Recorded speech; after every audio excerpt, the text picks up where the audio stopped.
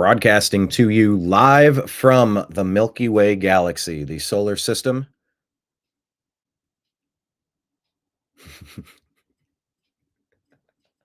Planet Earth. See, I had been changing that intro to say, broadcasting to you live from the Orion spiral arm of the Milky Way galaxy. That's the influence that Mike Barra has had on me. He and I are doing a show called Strictly Football. We'll do that today at 5 o'clock live. We'll do it live. And I lost track of what was next because I was thinking about, why didn't I say Orion spiral arm of the Milky Way galaxy? All right, this is the perfect way to get today's show started because this is going to be the most jam-packed, straightforward, cut to the chase show I've ever done. And of course, I have to start that by having a long-winded intro that I didn't get right. So let's hit reset. Broadcasting to you live from the Orion spiral arm of the Milky Way galaxy, the solar system, planet Earth, North America, the United States of America, formerly California. My name is Brian Engelman. This is the TNAM AM Show. The TNAM Morning Show here on the New American Media. TNAM is the New American Media because the old American media has failed you. On today's show, we're going to discuss what is happening in the world. There's a whole bunch happening on Capitol Hill, and there is a whole bunch. Let's mute this. There we go. There's a whole bunch happening. Hostages being rescued. Red dye number 5 being banned. A lot of good things are happening right now. And you've seen a lot of the new administration coming in, and you can see such a difference between what we've been enduring for 4 years. 4 years that honestly have felt like an episode of Punk'd. Doesn't quite seem real.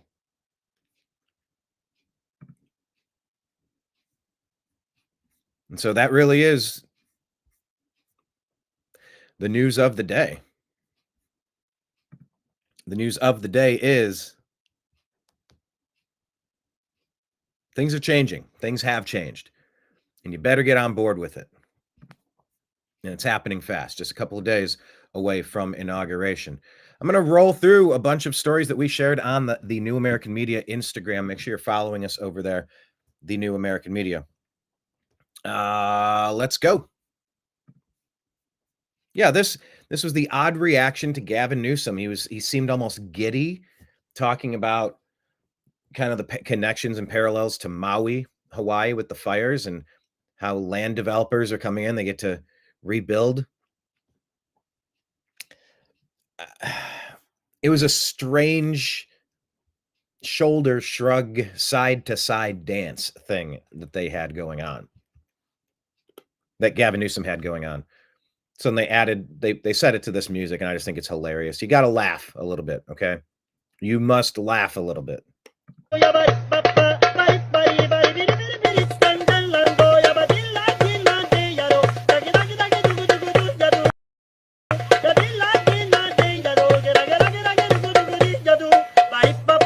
2020 presidential election.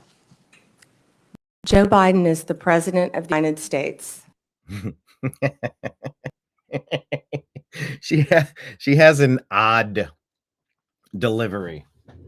I can't say I'm super familiar with Pam Bondi, the Trump appointed, nominated at this point, Attorney General. And this Attorney General, my God, do they have their work cut out for them?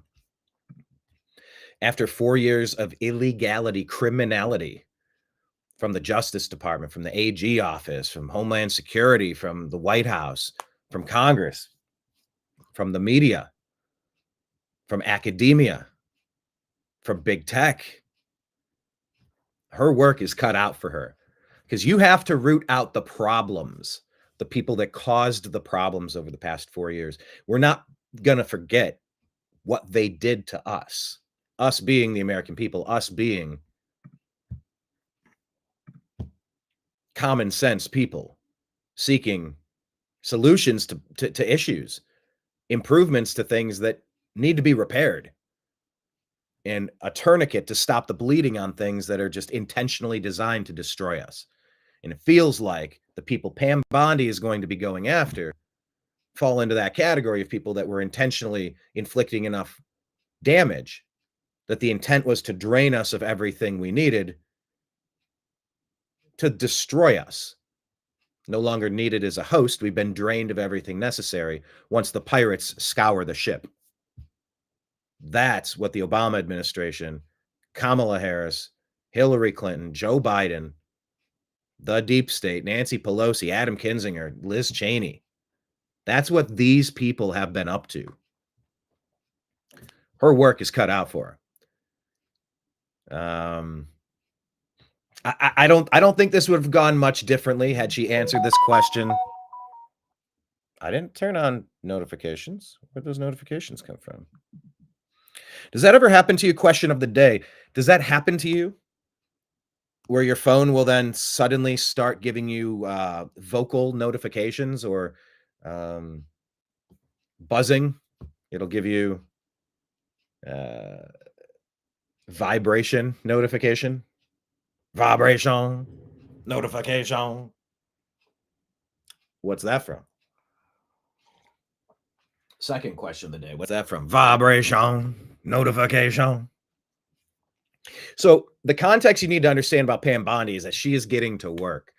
I appreciate that she doesn't want to acknowledge that that was a free and fair election, because a majority of Americans believe that what we witnessed in 2020 was a fortification / theft. That's what a majority of Americans believe, according to a lot of polls. Yes, Kenneth is here. TNAM in the AM. I like that. Here's a third question of the day. Yeah, Adam Schiff, Pelosi to the list of pirates that need to walk the plank. Honestly, they need to face their indictments. They need to be charged. They need to be investigated, and their trial needs to be public and fair, and they need to be punished for their criminality. Third question of the day, Kenneth and anyone else, if you have comments, try to leave them on the side. Pam Bondi, easy tiger. Third question of the day, do you like TNAM in the AM or TNAM in the morning? Or the TNAM morning show? So is it the TNAM morning show or TNAM in the AM? TNAM in the AM, that's 6. The TNAM morning show, that's 6. TNAM in the AM or TNAM morning show? Question of the day. All right, so I get why Pam Bondi is saying what she's saying and how she's saying. Just find her delivery to be a little weird. You know, she was definitely coached on what to say, what not to say. They're all coached, but I don't know what would be wrong with saying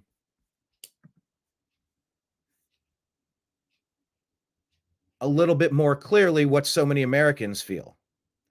By the way, here, we'll play this at the bottom. For countervailing views, go to cisa.gov/rumor control regarding elections, and go to the WHO website, who.int, and cdc.gov for all medical issues, and cdc.gov/vaccine, specifically regarding vaccine-related medical claims and political implications thereof. I say this under duress. So maybe that's why Pam Bondi isn't saying, we watch that. You see, this guy's brain dead, and he's been brain dead for 4 years. He campaigned, 12 people would show up in little circles on the floor. No energy. Him and Kamala were the two least popular people in that Democrat Party.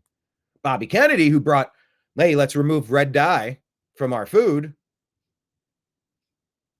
He was supposed to run that Democrat Party, but they're so corrupt, they had to remove Kamala Harris in a coup. They had to remove Joe Biden in a coup to install Kamala Harris. She would have never survived a primary.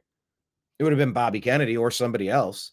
It would have never been Kamala Harris, their puppet. The Democrat Party is gone. You cannot ever vote for those people again. They must be starved of revenue, energy, attention, and political influence immediately.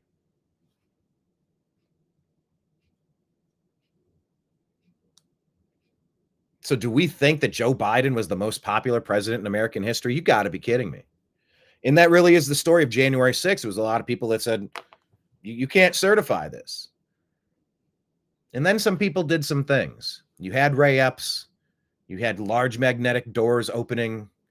You had barricades being moved aside. You had phantom pipe bombs that were there and then they weren't. And then you knew who it was, but then you didn't. A guided tour in between velvet ropes. These people are scooped up like criminal masterminds and held without charge, without trial, in gulags in inhumane conditions, away from medical treatments, away from family, away from friends, for walking through the people's house. And we saw some riotous activity similar to what was happening that entire year because the Democrats were setting America on fire during 2020. They used the George Floyd incident to push racial division. That's the Barack Obama doctrine. To set Kenosha on fire, to set Minneapolis on fire, and St. Louis, and pick your city across the country. That was the Democrat rage movement that they tried to swivel into the same tornado to take out Trump. And they labeled him all sorts of false things, all sorts of divisive. It was straight out of the Marxist playbook. That is the Obama doctrine. And so after all of that, and the people overwhelmingly re-electing Donald Trump again, some say for the third term. No, why would she have to answer a question as if she believes what she saw, what we saw, had any resemblance of a free and fair election? Zuckerberg coming out and saying, oh yeah, I'm on your team now. We're not going to censor. It's like, bro, didn't you spend $400 million putting unsecured drop boxes into all of the primary areas, all of the, well, primary being most important swing state battleground counties, so that mass numbers of ballots could be gathered by various means? And in the middle of the night, the 7 states pause and they find just enough to push Joe Biden over the finish line. Oh, it was so close. So close. Let's pass the SAVE Act and see if there's a single blue state ever again. It's my contention that the blue state doctrine is to act as pirates and ignore the issues of what it would mean if someone who cared about that area were representing those people with those budgets and with that energy. They're not going into your area or showing up to say, hey, I'm a surgeon. I'm here to help. Hey, I see that you have an issue. I'd love to assist you with that. Okay, that's great. They're saying, oh, there's something that can be a carcass. Let's start picking at it. So no, I don't fault Pam Bondi for answering this question how she answered it. I'm just saying maybe she could have answered it a little bit more fully. Where's the volume here? There we go. 2020 presidential election. Joe Biden is the President of the United States. Ms. Bondi, you know that there is a difference between acknowledging it and, I can say that Donald Trump won the 2024 election. I may not like it, but I can say it. You cannot say who won the 2020 presidential election. Okay. It's disturbing. Are the felons convicted of breaking into the Capitol on January 6th hostages or patriots, quoting Trump, as President-elect Trump has said repeatedly? Do you agree with his characterization of the felons that I referred to? I am not familiar with that statement, Senator. I just familiarized you with that statement. Do you agree with that statement? I'm not familiar with it, Senator. Okay, no answer. Who won the So there you go. That's Pam Bondi answering this line of Who won the 2020 president? Let's move on to the next one. Oh, let's see what Kenneth had to say here. Couple things. Gavin gruesome. Yeah, the Demon Rat Party. Okay, yes. Minneapolis. Oh yeah, they tore that place apart. The blue states, they blew it apart. Ah, Nimbus. He's like that owl on the Tootsie Roll Tootsie Pop. 1, 2, 3. See, look, and then he'll bite. He just nibbles. It's like a habit. It's not necessarily nefarious. It's just necessarily nefarious. That would be a good album cover for a punk band or a death metal band or a hard rock band. This is Nimbus, everybody. Kenneth, I asked, what's the better name? The TNAM Morning Show or TNAM in the AM?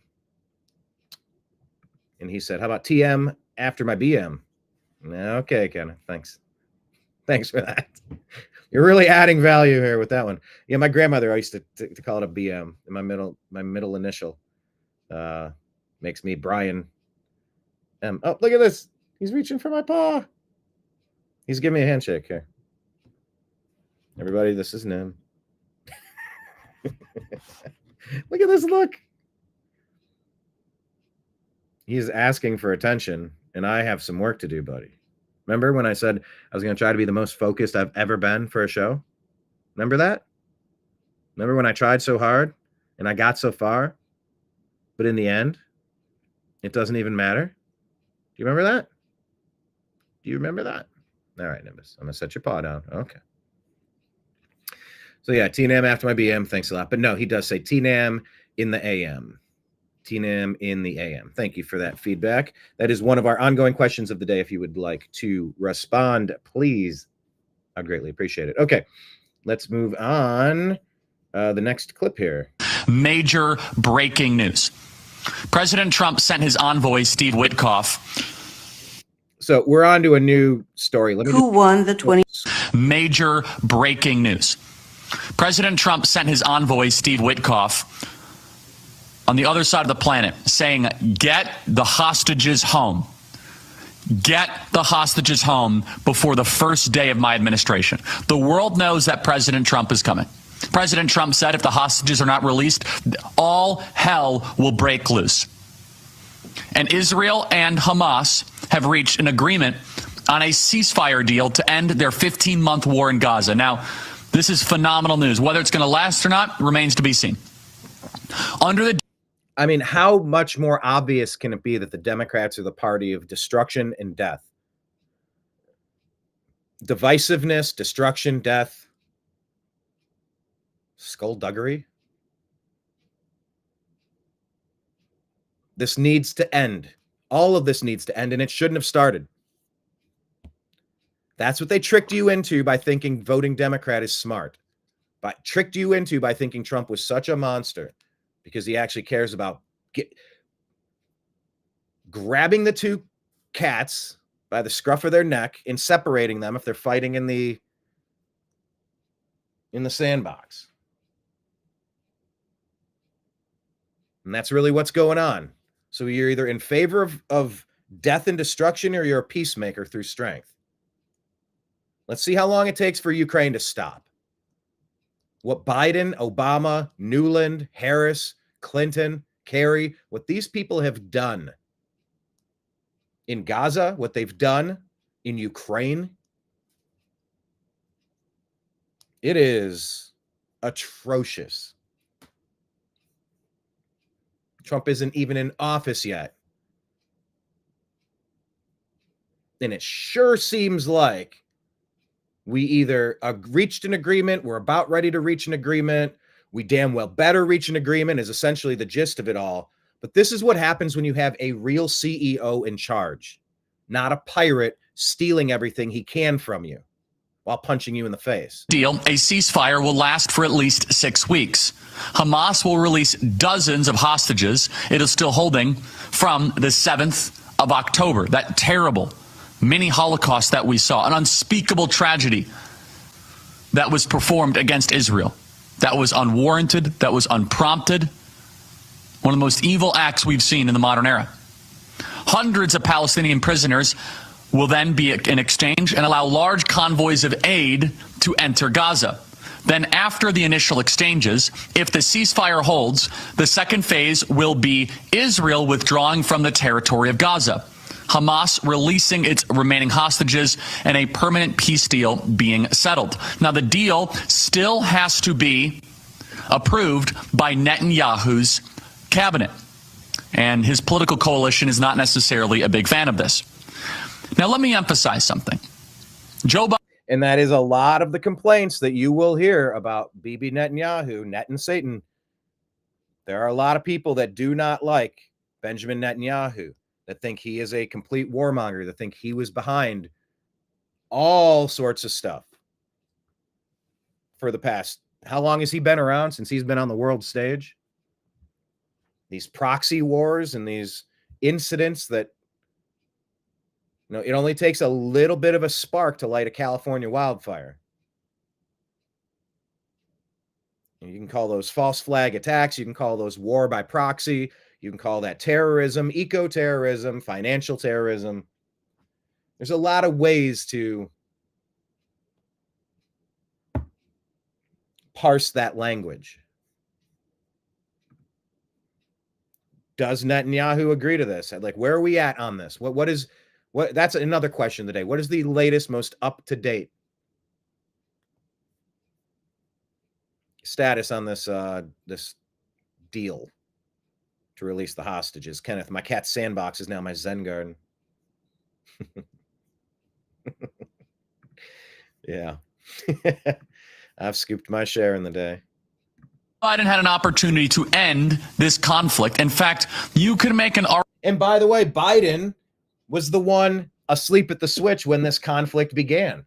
Didn't he release a whole bunch of money that went right into the hands, that were funneled right through, what was it, Iran to Hezbollah, into staging the beginning of a war, to declare war on Israel?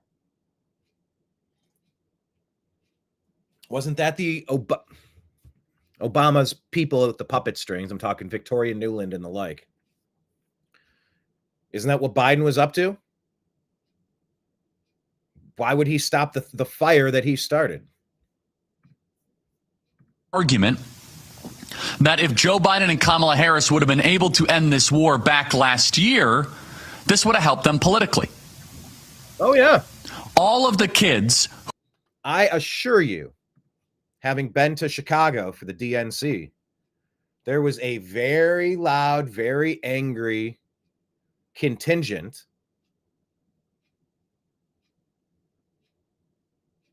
of people protesting the Democrats because they hate what's going on, the war in Gaza.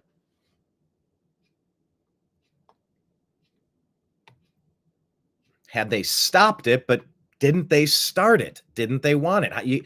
You can't really stop a thing that it's your idea, I guess. Who I told them, I said, vote for Trump. Vote for Trump. He will prevent World War III. Well, look, guess what? President Trump is already delivering as the peace president before he takes office.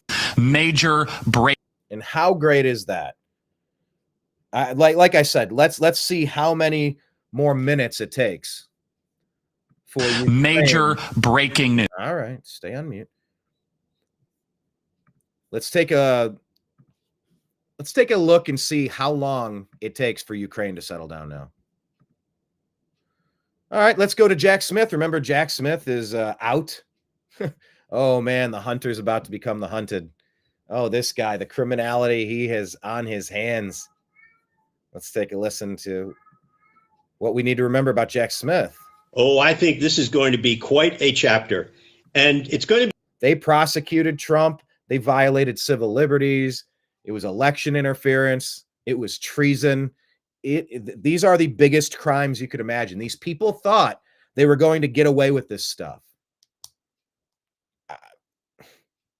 The Obama doctrine, weaponizing your government against your political opponents. We've never seen it like we saw because of Obama. This is Obama's third term, his third and most honest term.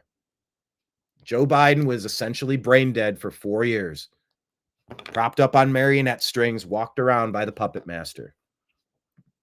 It's not just Obama, it's Obama and his team, but you get the point. So, Jack Smith, here we go. Be part of a chapter that involves lawfare as a separate topic. And what I hope is going to happen, by the way, is that after Pam Bondi is confirmed, I hope she appoints a special counsel to impanel a federal grand jury either in southern Florida or D.C. or the Eastern District of Virginia to investigate all the public officials beginning in January of 2017 who sought to deny Donald Trump his civil rights under the U.S. Constitution. This is such a massive civil liberty issue. You hear the phrase civil rights, civil liberties, and you just kind of think, oh, white and black, there was slavery, and then there wasn't. My God, it is so much bigger than that. The Obama doctrine, these people on Team Obama, Team Biden, Harris, Clinton, Kinzinger, Pelosi, Schiff, Schumer, they thought they could do anything they wanted to inflict as much pain as possible to make sure they got their way politically so that they could continue robbing us and destroying this nation. They weren't going after Trump. They were coming after us. I said it as soon as I heard Trump say it the first time. I said, oh, that is a great line. That resonates. Because you can dislike Trump as a person. You can think he's a blowhard. You think some of his jokes fall flat. He said things that aren't true. You don't like the way that he was married and then divorced. And you think the money he get, you could have a million problems with Trump. But it's the concept that the majority of the reason he's being attacked this way is because a majority of the things that he's supporting are going to directly help you and not their tiny ruling cabal of elites. Those are civil rights violations. What will be part of that will be the Smith investigation and the way it trampled on the attorney-client privilege, constitutional rights, due process. I think that Jack Smith will be a major part of history, and it will be for two reasons. His absolutely unprofessional conduct and unethical conduct as a prosecutor, along with Merrick Garland, but also the fact that his conduct propelled Donald Trump to victory in 2024 by showing the American people that everything that Donald Trump said about lawfare was absolutely true. Oh, so you heard that theory that things had to get worse before they could get better. And that's hard to fathom. Hey everyone, it's Mike Schellenberger. I want to play this clip about California real quick, but it's hard to fathom that you have to bottom out before you can improve. That you have to maybe let the people see what unchecked progressive Democrat politics led by Barack Obama, his people, his team, for 12 of the past 16 years. You have to see it when he's not playing nice in term one. He's not kind of playing pretend, but still trying to help Hillary continue so he can't be honest because nobody likes the policies of what Obama brought to the table. With Joe Biden, he just went, you know what? I got an old white guy I can blame on everything. Let's go. Afghanistan, call in some favors, open the border. Wow. All while you have governors like Gavin Newsom, blue city, blue state, blue county, Karen Bass, mayor. They're not providing the people of California a reasonable service at a reasonable price with reasonable expectations and reasonable guidelines. It goes into cruel and unusual punishment. It goes into the right to a fair and speedy trial. You've seen Jillian Michaels, Adam Carolla, Bill Maher. There's a laundry list of people who are coming out explaining how much of a train wreck it is trying to get anything done in California. It's layer after layer after layer of grift and bureaucracy meant to take, all right, I want 5% of that transaction. That's what the credit card companies are doing. Have you noticed more places are charging you the credit card fees now?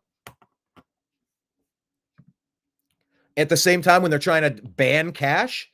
Oh, no. I think that's the absolute best explanation. That's the best advertisement for why you should be using cash. But in California, you try to rebuild something, and every step along the way is another layer where someone's palm needs to be greased. Somebody's union I need to sign off on that. Nope, I need to recommend this. Now my guy's going to come in. He's going to give another report. You got to pay him $1,200. You got to pay him $550. You got to, nope, that's going to take another 6 weeks. It's like, what are we doing? And now you have a whole city that's trying to rebuild. And they can't because it's going to be such a train wreck of red tape. Or what you've heard is, oh, we're gonna suspend all of these things so that we can rebuild. If you're going to suspend them for the rich people, why don't you suspend them for everybody? So they're kind of caught. They're caught in this. The blue city, blue state, blue country, the blue politicians, they almost always seem to revert to the worst possible option. Here's Michael Schellenberger talking about California. For public. Los Angeles Mayor Karen Bass claims that her $17.5 million cut to the LA Fire Department budget did not impact the department's ability to prevent or fight fires. Could you imagine that? However, the LA Fire Chief told CNN, let me be clear, the $17 million budget cut and the elimination of our civilian positions like our mechanics did and has and will continue to severely impact our ability to repair our apparatus. We have over 100 fire apparatus out of service. We do not have enough firefighters. We need 62 more fire stations. There was a video that we shared yesterday here on the New American Media. By the way, hit like, hit subscribe, and type in the comment section, where are you watching us? What platform are you on? Are you on Facebook, Rumble, X, YouTube? Make sure you're following us on all of those places, the New American Media. By the way, we're going to do the Agree to Disagree show. We're going to try something new, a strict 55-minute limit on the program. We're going to try something new. We're going to try to jam-pack all the stories into 60 minutes for you. That'll be up today with Blake Wally. And then at 5 o'clock, I'll be on with Mike Barra, maybe Jim Mitchell, giving some betting tips and advice for football for educational and entertainment purposes only. Those shows coming up. So hit like, hit subscribe, all that stuff. But this California situation, we shared a video yesterday on the TNAM AM Show. Yeah, I do like that. The TNAM AM Show. I could get used to that. Kenneth watching on YouTube. Thank you, sir. There was a journalist that went around and he was filming this big lot, large chain link fence. Think like prison chain link fence. Don't think like a little one you jump over. And it's all of these fire department vehicles, all the firefighting trucks. Keeps panning around, walking around. As far as you can see, it's trucks. All of these are disabled vehicles that they have not repaired. All of these, every single one of these things should be out in the field. Not a single one should be sitting there not getting repaired. When you don't repair something, it gets worse. And that's what she's saying right there. She says, we need more. We're down they cut our budget. The mechanics have not been able to get out there and do this work anymore. That's what got cut is the mechanics. So now all of these vehicles can't work because you cut our money. Now, could the fire chief have reallocated and decided you got to keep the mechanics, you got to cut somewhere else? Maybe cut your DEI programs? And that's where DEI is under the biggest fire right now. Not a single dollar should be spent on divisive, illegal, racist policies like DEI. DEI turns into DIE. All of those homes, all those people in California, Southern California, that could have had a fire truck outside to help save their communities. One, there aren't enough firefighters. And Adam Carolla has testified he went to go apply to be a firefighter, and they told him, wait 7 years because you're white and you're male. He was qualified and wanting the job. She's saying right now that they don't have enough people. They're prioritizing the wrong things. You prioritize the mechanic, not the divisive, racist, illegal DEI stuff. You don't say, hey, we're running a fire department out here. All right. We need to have the highest percentage of graduates who went to the Ohio State University as firemen or fire people. You don't need Buckeyes to be firemen, firewomen, fire people, firemen. You need the most qualified people. They go, no. We need the most Ohio State Buckeye graduates to service our fires. Any single breath that's wasted on stuff like that, that's illegal, racist, unconstitutional, training programs, brainwashing, propaganda, television commercials, advertising outreach, that's money that was stolen from the mechanic budget to get all of those vehicles out there, to hire more people. And the second problem, of course, is that they turned the water on and the reservoirs had failed them, and their fire system, their water supply had failed them for a myriad of reasons, probably. It's just shocking. And a new video released yesterday by News Nation, which was shot by a former employee of Kamala Harris, shows that it took the LA Fire Department 45 minutes to respond to the Pacific Palisades fire. They claim they didn't see any response until 45 minutes after they called 911. I wouldn't have believed it either until I saw the video. You know, Michael Valentine, he's a former U.S. attorney for 8 years under Kamala Harris. I did not see any firefighters up there. Why do you think that is? That's the question. I don't know. I wish I knew the answer to that. I have no idea. I have no idea why that is. It could have been confined. It wouldn't have touched any of the homes. You're talking to somebody that's been up in this community for 40 years, and I've seen fires, and there's always been a good response. I don't know what happened this time. Now, it's impossible to stop fires from starting in Los Angeles. There's just too many causes and the city's too big. The challenge is to put them out before they become catastrophic. And the video provides strong evidence that firefighters could have responded earlier.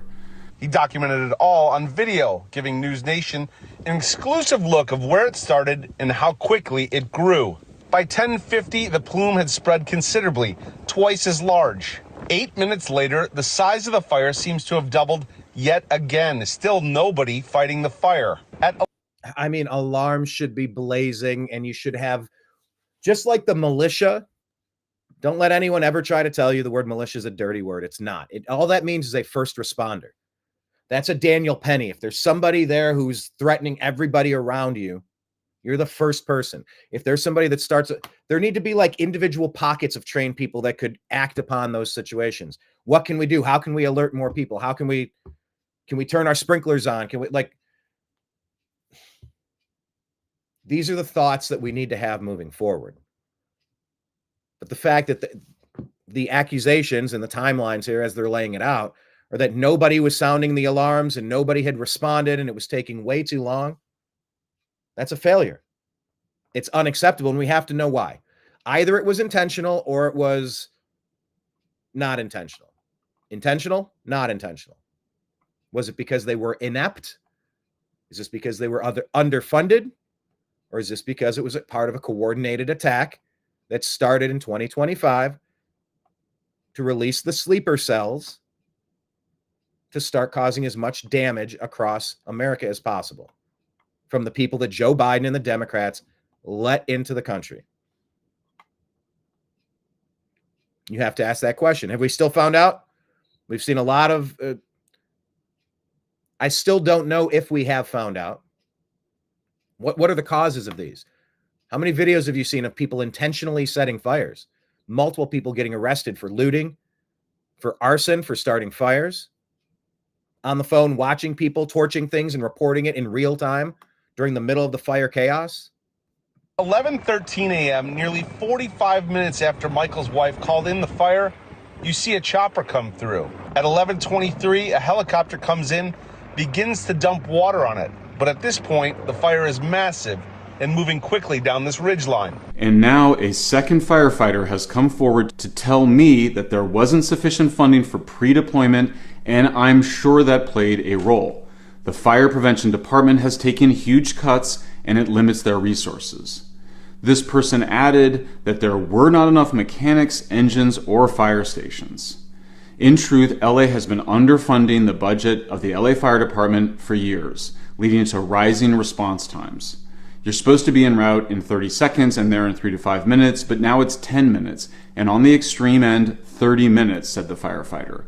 The other day, they had a cardiac arrest call that took 30 minutes, and then there was a pediatric call 2 weeks ago, and the station that was available was very far away, and it took them a long time to get to the kid. The whistleblower said that the budget, staffing, and equipment shortages create two tragedies. The first are unnecessary deaths, and the second is the impact on the firefighters. They just can't make it to places fast enough, and it's a hazard to the public, this person said. A family member is dying and it's 30 minutes to show up, and then they're yelling at the firefighters who are trying to do their job, but there's just not enough of them. Some of that stuff really affects them. The LA Fire Department's budget is $820 million, and significantly more is needed. The number of calls LA firefighters make in a year has tripled over the last 30 years, while staffing has declined by 1/3, according to another whistleblower. The LA firefighters are currently owed significant back pay and have filed a lawsuit against the city. According to the new whistleblower, nobody understands why this is going on. Why is there no money? Why can't we pay people? We're 80 fire stations short. Why aren't we building them? Why aren't we paying firefighters their contracted wages? Now, all of this is... Are you listening to this? Michael Schellenberger he's emerged over the past few years as one of the top 100 voices, along with the New American Media. I will pat ourselves on the back. I think for the most part, we try to deliver you smart people saying smart things and try to give you information and perspectives that will really illuminate these situations and guide you toward the most important points as we try to figure out what's going on, how to stop the chaotic mess when it becomes urgent, and how to move forward in a productive, successful manner.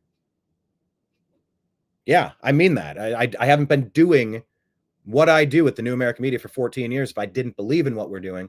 And if I thought that, I sure love the game, but I'm not the game of baseball, but I can't hit the ball very well. I think we hit the ball very well. I think our batting average is right up there with the top. The statistical leaders. Did any of you ever play fantasy baseball, fantasy football? You look at the end of the year and who were the league leaders in RBIs, batting average. Well, the New American Media has been up there. Go look. We got an archive of 14 years. Tell us tell us if we ever intentionally tried to deceive you. Not a single time. When you're reporting stories, you might consume something and think it's accurate and then have an opinion or a thought on it. Might repeat it. You might repeat it once. You might repeat it a lot of times until you go, oh, that wasn't true. That wasn't accurate. We're having a conversation about Dinesh D'Souza and the Mule movie the other day. I'm like, anyway, we're all trying to figure it out. But my point is, you got to follow people like Michael Schellenberger, because he's emerged over the past few years as one of the top 100 people that you should be consulting on some of the big ticket issues of the day. Get these perspectives. Take a look. He does his homework. He does his research. And what do you have to say about that? What do the stuff he's telling us, what do we do with that? Number one, let's assume that it's accurate. If it's not, then okay, we'll change that, of course, and nobody's perfect. You never trust anybody. You just consider it while you continue to do your own work on it. People like Mike Schellenberger. It's a very important voice as we try to get clarity from the chaos. Clarity from chaos. Particularly mysterious because California is by far the richest state in the United States, and it has the highest taxes, the center of big tech, the most profitable industry in the world, and with an annual GDP of $3.8 trillion, California is the 5th largest economy in the world. California has the highest income tax at 13.3%, the highest sales tax at 7.25%, and one of the highest corporate taxes at 8.8%. So where is all the money going? While California's firefighting budget rose since 2018, it was obviously not enough. And California's nonpartisan legislative analyst office reported that Governor Newsom actually slashed funding by $101 million in the 2024 budget and cut millions for prescribed burns, forest fire monitoring, and $12 million for home hardening. Doesn't that sound like the last thing you would cut? The very last thing. And doesn't it seem like maybe your city should be catering, your state should be catering to Americans, to Californians, and to the good, hardworking people of your area, and not the criminal element? Am I old-fashioned? Because Los Angeles and their inability to keep us safe. Once again, I've said 5% of the people are usually responsible for 95% of the problems in your community. The property crime, the violence, the theft, the chaos, the disturbance, the disruption, the destruction. Are California's priorities in place, or are they backward? Completely backward, because they are the model of what the Democrat Party represents. No. Let's barely, what's the bare minimum we can do for the people recovering in East Palestine, Ohio, when that train full of toxic chemicals dumped, and Pete Buttigieg and his department and the powers that be said, oh, I got an idea. Oh, that looks awful. Let's light it on fire. Not cordon off the area, not dig out the soil and treat it and remove the chemicals. No, let's just burn it and dump it on people. What do they do in Maui? How are they doing today in Maui? They doing good? I don't think they're doing good. How are the people in North Carolina with Hurricane Helene? These are not unprecedented forest fires. These are very precedented, very predictable fires. What you saw in North Carolina, that is unprecedented. But how are you really helping those people while you're stealing hundreds of billions of dollars and funneling them to Ukraine? Ukraine. The money laundering capital of the world.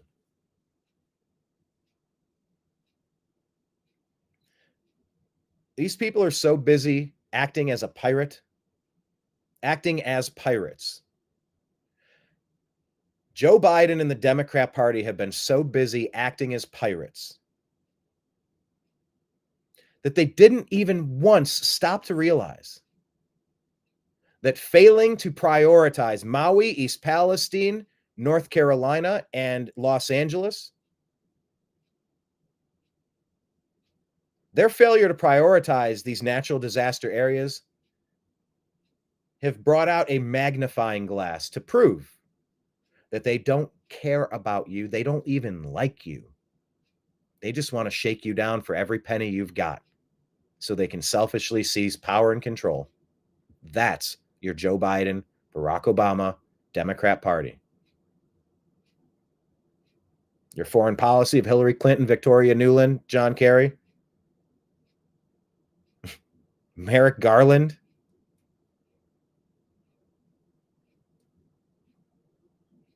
Mayorkas, these people, they hate you. They hate America. They love destruction. So there's the question. Schellenberger, he's kind of putting it out there. With all these resources, how does this even happen? And my question is this intentional or is this accidental? That funding that Newsom cut could have been used to harden homes in Los Angeles to fire and reduce the vegetation around those homes. Bass proposed cutting the fire department's budget by an additional $48.8 million next year. The priorities of the leaders of California and Los Angeles over the last decade have been elsewhere, on homelessness, climate change, and providing services to undocumented migrants. Since 2019, California has invested $27 billion in homelessness, about $4.5 billion per year. And where is that amount does not include spending on firefighting, police, or emergency medical services for the homeless. Nor does it include the $40 billion the state spent on affordable housing. California spends over $30 billion per year to provide benefits and services to migrants who came to the United States illegally, according to a recent cost analysis by the Federation for American Immigration Reform. The California Budget and Policy Center estimates that they contribute up to $9 billion annually in state and local taxes. And California will spend over $48 billion on climate programs over the next 7 years, about $7 billion annually. As such, California spends about $41.5 billion per year on homelessness, illegal migrants, and climate change. What are you doing? climate change. What are you doing? The biggest grift in American history, perhaps. That and stirring up race wars, trying to make neighbors hate each other. Most neighbors don't hate each other. Most people don't care about all of these divisive tribal politic strategies of the Marxists. Good people get taken advantage of and used for manipulation and brainwash, power and control. And it's sad. And it has to stop. We have to prioritize the important things. I lived in Los Angeles for a long time. I'm very partial to the Palisades area. One of the while working in property management, one of the facilities, one of the HOAs that I worked on, burned to the ground, 127 units. I'm surprised it's not more of the units that I managed over there. I love Los Angeles. I love California, and I hate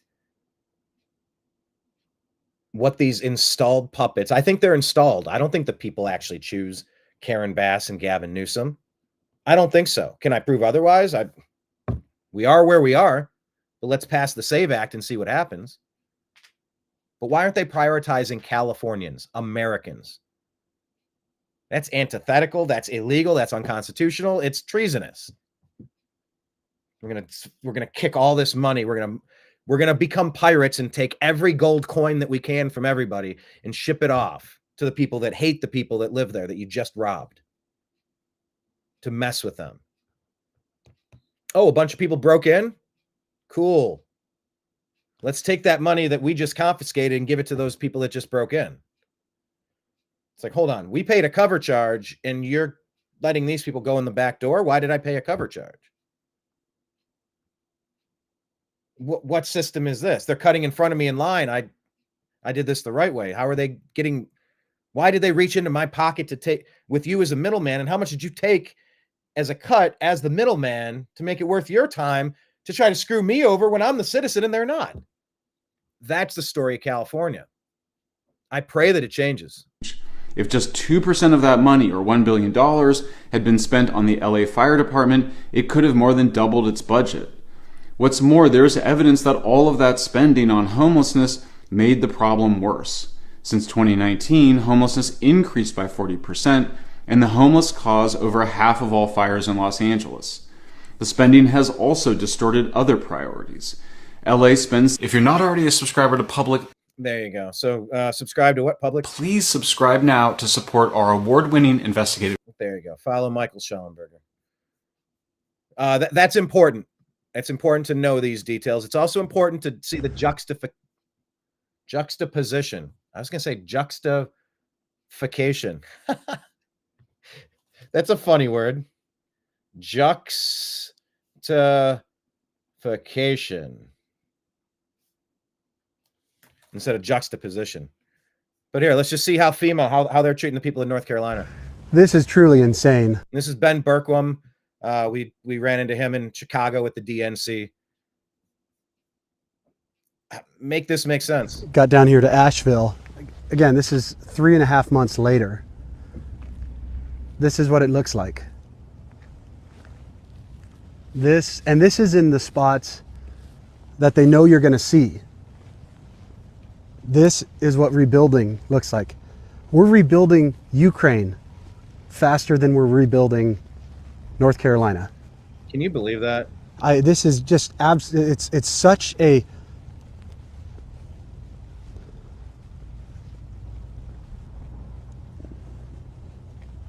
it's beyond words. It's beyond words that this is America. It's stunning.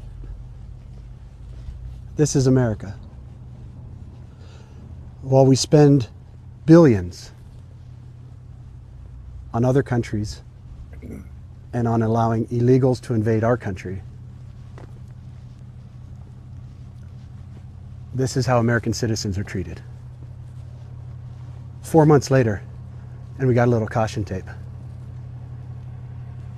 Absolute destruction and devastation. I mean, it's everywhere. That is so outrageous. It's beyond words. That's when you're supposed to mobilize everything you got to try to make a difference.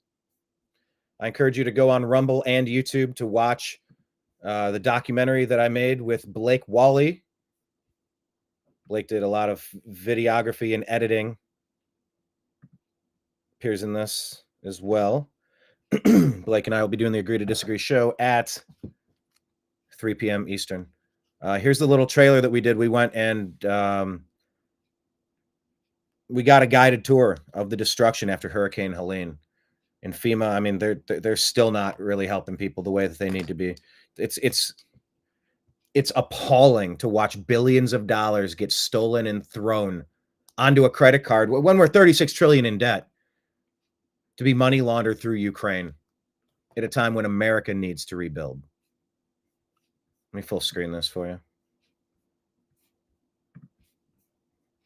But please watch this Hurricane Helene, help on the way. Subscribe the New American Media on Rumble and on X. Like it, share it.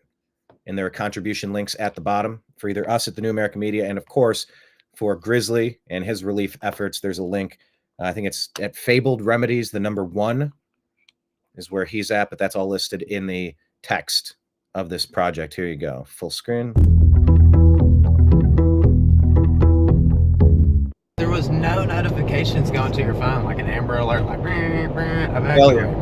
I get alerts from Denny's. There actually was a bunch of houses right here that are here now. You can see, look how big the river is, like the riverbed. Holy, look at this Dollar General, bro. Absolutely stuff. It blesses your heart to see the way people have come together. Yeah. I heard like 4 different people talking about like how everybody's just worried this initial hop's going to die away and people are just going to forget about it. And really none of these communities can afford to be forgotten.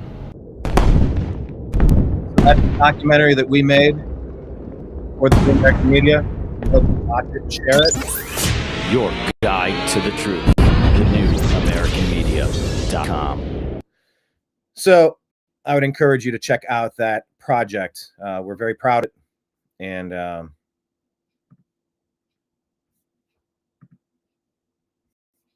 it's directly related to what you were just watching there. A couple more days of this clown show. Dancing around who gets to take credit for this deal. No one's dancing around here. They're saying, hang on, let me go to the full reel here. Sorry, it wasn't accurate. Sort of Needed it too. The reporter says you're kind of dancing around who gets credit for this hostage deal in Israel, in Gaza. You know, Biden, he's out to lunch, and Trump has very publicly came out and given straight up statements saying all hell will break loose if you do not return every hostage now. Before I get in office, when I get in office, all hell will break loose if I don't have every single one of them back. And then, ta-da, look, we got a hostage deal. So, and this reporter's like, well, hold on. It seems like you're very unwilling to give credit to President Trump. You're not trying to claim credit for that. That's not you. You're the ones that started that war, aren't you? So here's the interaction between these two. I added a little bit of my own twist on that. So here, let's listen to them in their own words. dancing around who gets to take credit for this deal. No one's dancing around here. Colleague at the State Department briefed our colleagues that President Trump was critical in getting this deal over the line.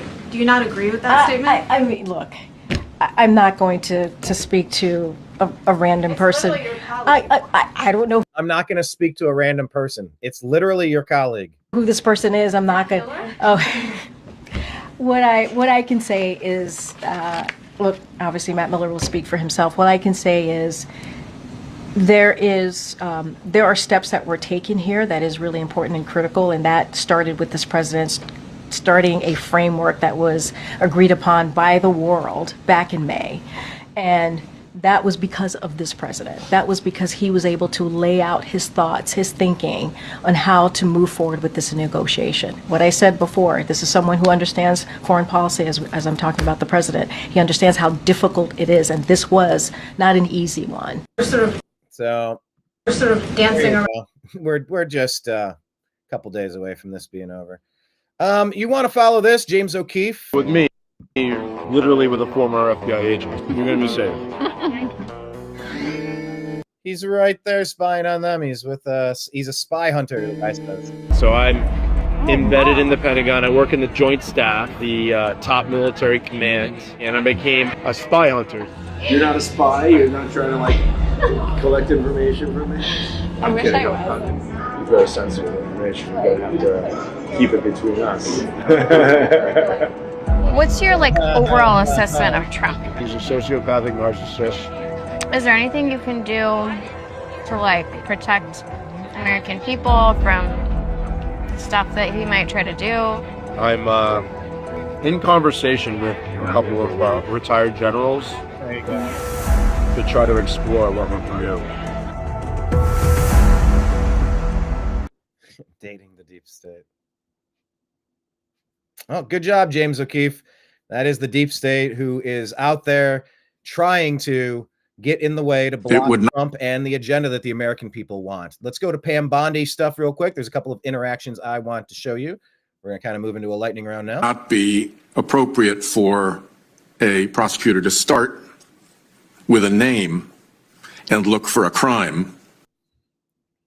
Starting with the name and looking for a crime. That's exactly what the Democrats have done to Trump for 4 years. And they do it because it normally works. Most people don't have the resources that Donald Trump has, that President Trump has. They usually break people, which is why we're in such a unique position where there's become a super team assembled of people that aren't going to get bullied like this anymore. But let's continue this line of questioning here. It's a prosecutor's job to start with a crime and look for a name, correct?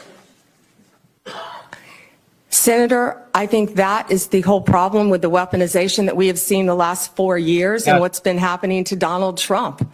They targeted Donald Trump. They went after him, actually starting back in 2016. They targeted his campaign. They have launched countless investigations against him. And the phony FISA warrants so that you could spy on every aspect of his campaign. You still couldn't beat him. All because they're going to put a stop to your theft, your piracy of America.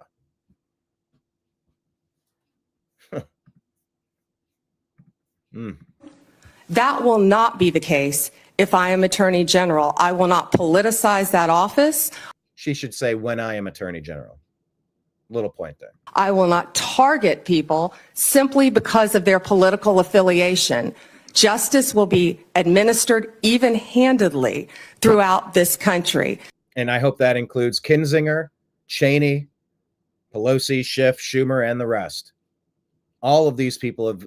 It's one thing to say things and twist things and lie about stuff to get elected. And, I'm going to do this policy position. And I don't know, maybe I had a change of heart. I'm going to turn around on that. Okay. What they have done is so obviously, blatantly criminal, treasonous. You don't have to start with a name. You look at the crime and you work your way out. You spiral out, as Maynard James Keenan might talk about in a Tool song. Spiral out, keep going. You start with the problem and you look and see everybody who is colluding with them on that. Senator, we've got to bring this country back together. We've got to move forward or we're going to lose our country. Yeah, I think the concern is that weaponization of the Justice Department may well occur under your tenure, and we want to... So they're trying to frame justice as weaponization. No. The Democrats tried to frame weaponization as justice. That's the difference. Make sure that that's not the case, that you remain independent, that you remain able to and willing to tell the president no when that's necessary to protect the Constitution and the integrity of the department. So that's where I'm asking these questions. It would not be appropriate for a prosecutor to start. Okay, that one loops around. You got the gist of that. Here you go. Here's the picture that was released. Here's the picture you're going to be seeing. This is Team Trump. That is the photo that's been selected.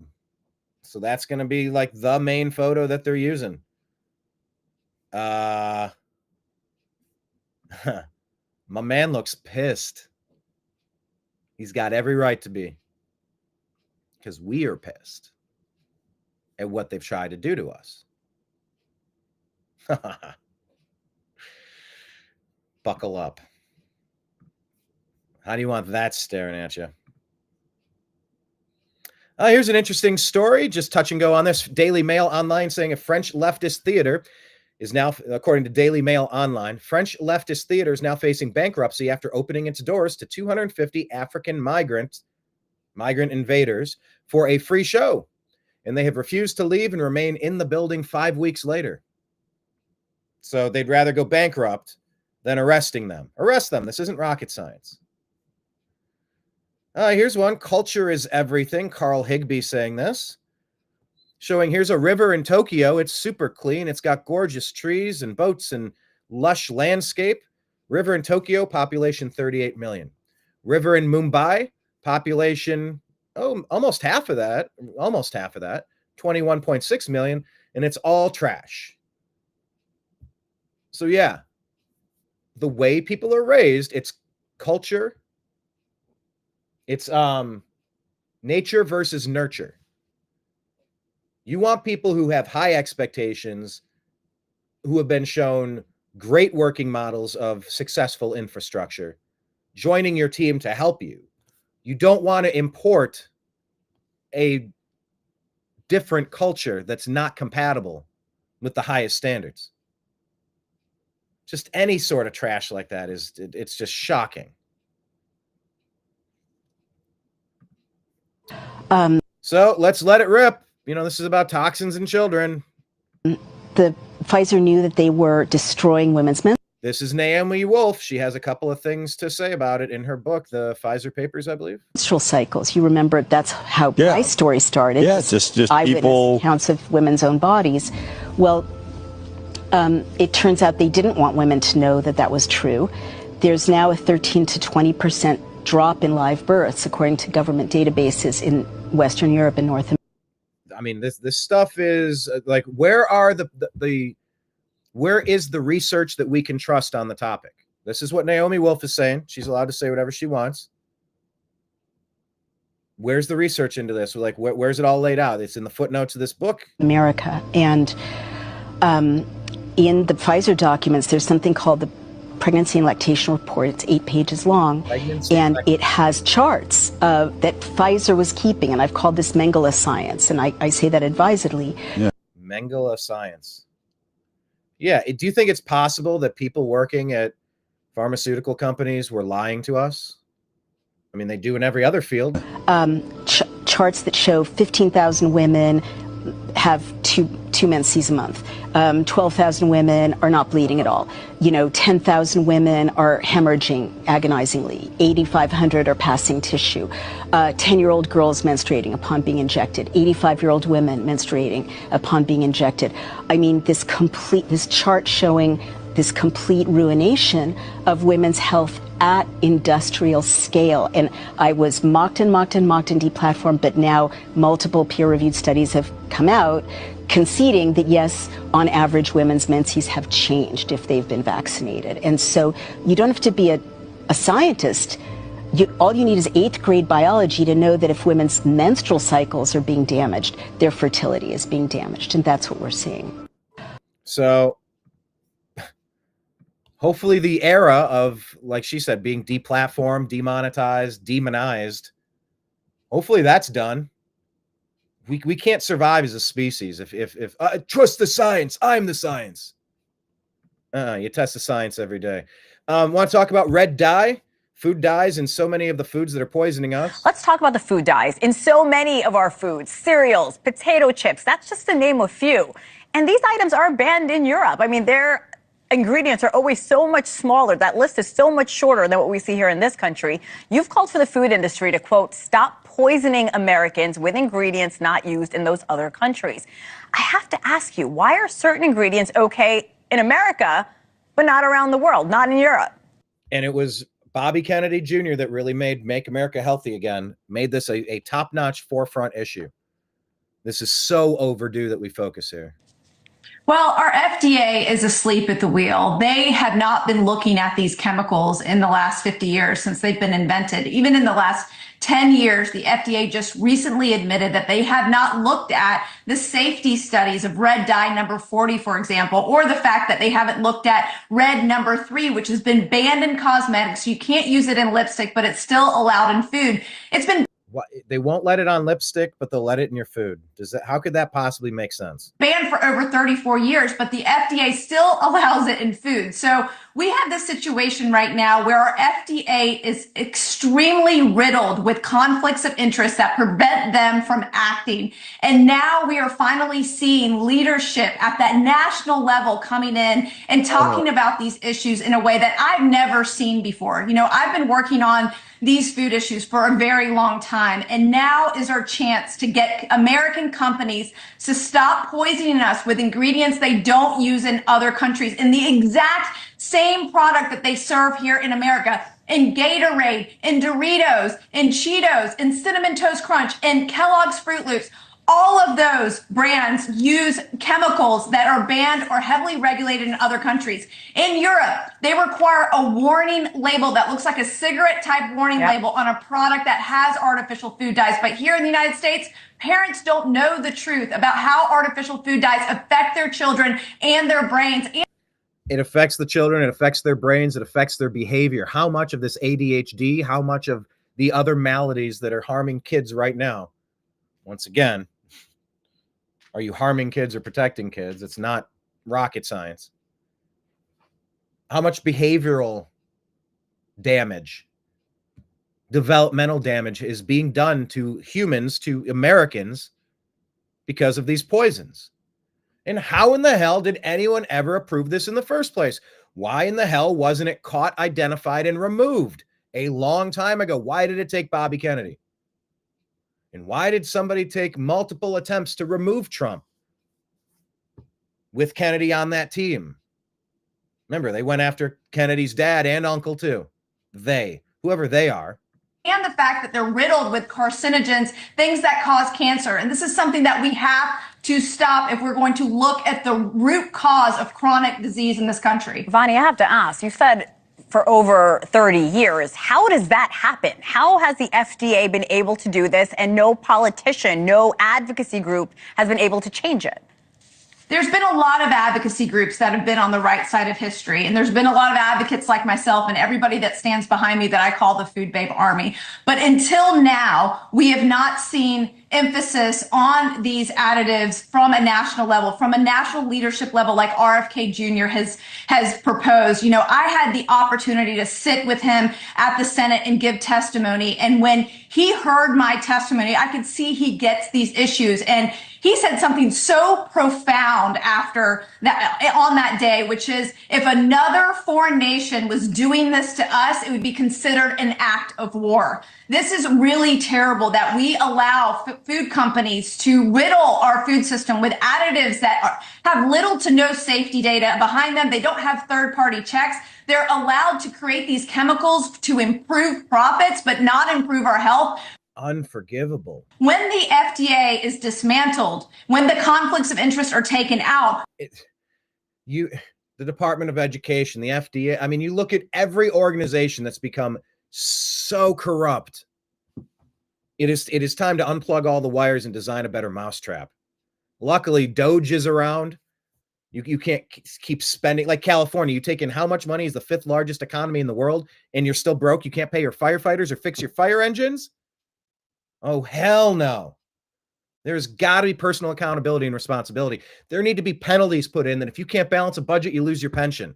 There have to be consequences for this stuff. There just has to be.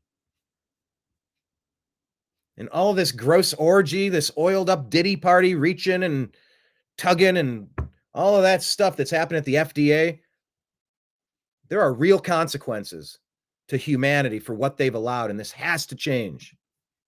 We can change this. We can actually require food companies to provide safety data before they introduce a new additive into the food supply. And we have to close this GRAS loophole that exists that allow companies to do this. And GRAS stands for generally regarded as safe. But the problem with that is the food companies themselves look at the safety data and they submit it, and they basically get it rubber stamped by the FDA. And so this is a situation where we've allowed the food companies to go largely unregulated, and now we see the disastrous rates of disease on our health in America. The reason why we feel so much better when we go to another country to eat is because of these food additives. You know, they're called food additives, but they don't actually add anything to our lives. They actually take away years. Let's talk about the food. I mean, people said that forever. I can't eat pasta, but when I go to Europe, everything's great. Well, they're not adding a lot of these chemicals to it. Once again, there's a Newsom happy dance. Oh, I'll just play it because it's a couple seconds long. It's a great.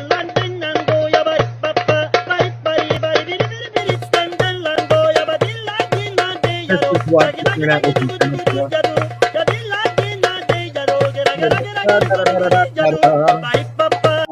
Well, yeah. Well, Don Lemon, I don't know that he loses it after his guest tells Trump that he gets credit for the ceasefire. We're sort of dancing around who gets to take credit for. What say you? There we go. This is what I say.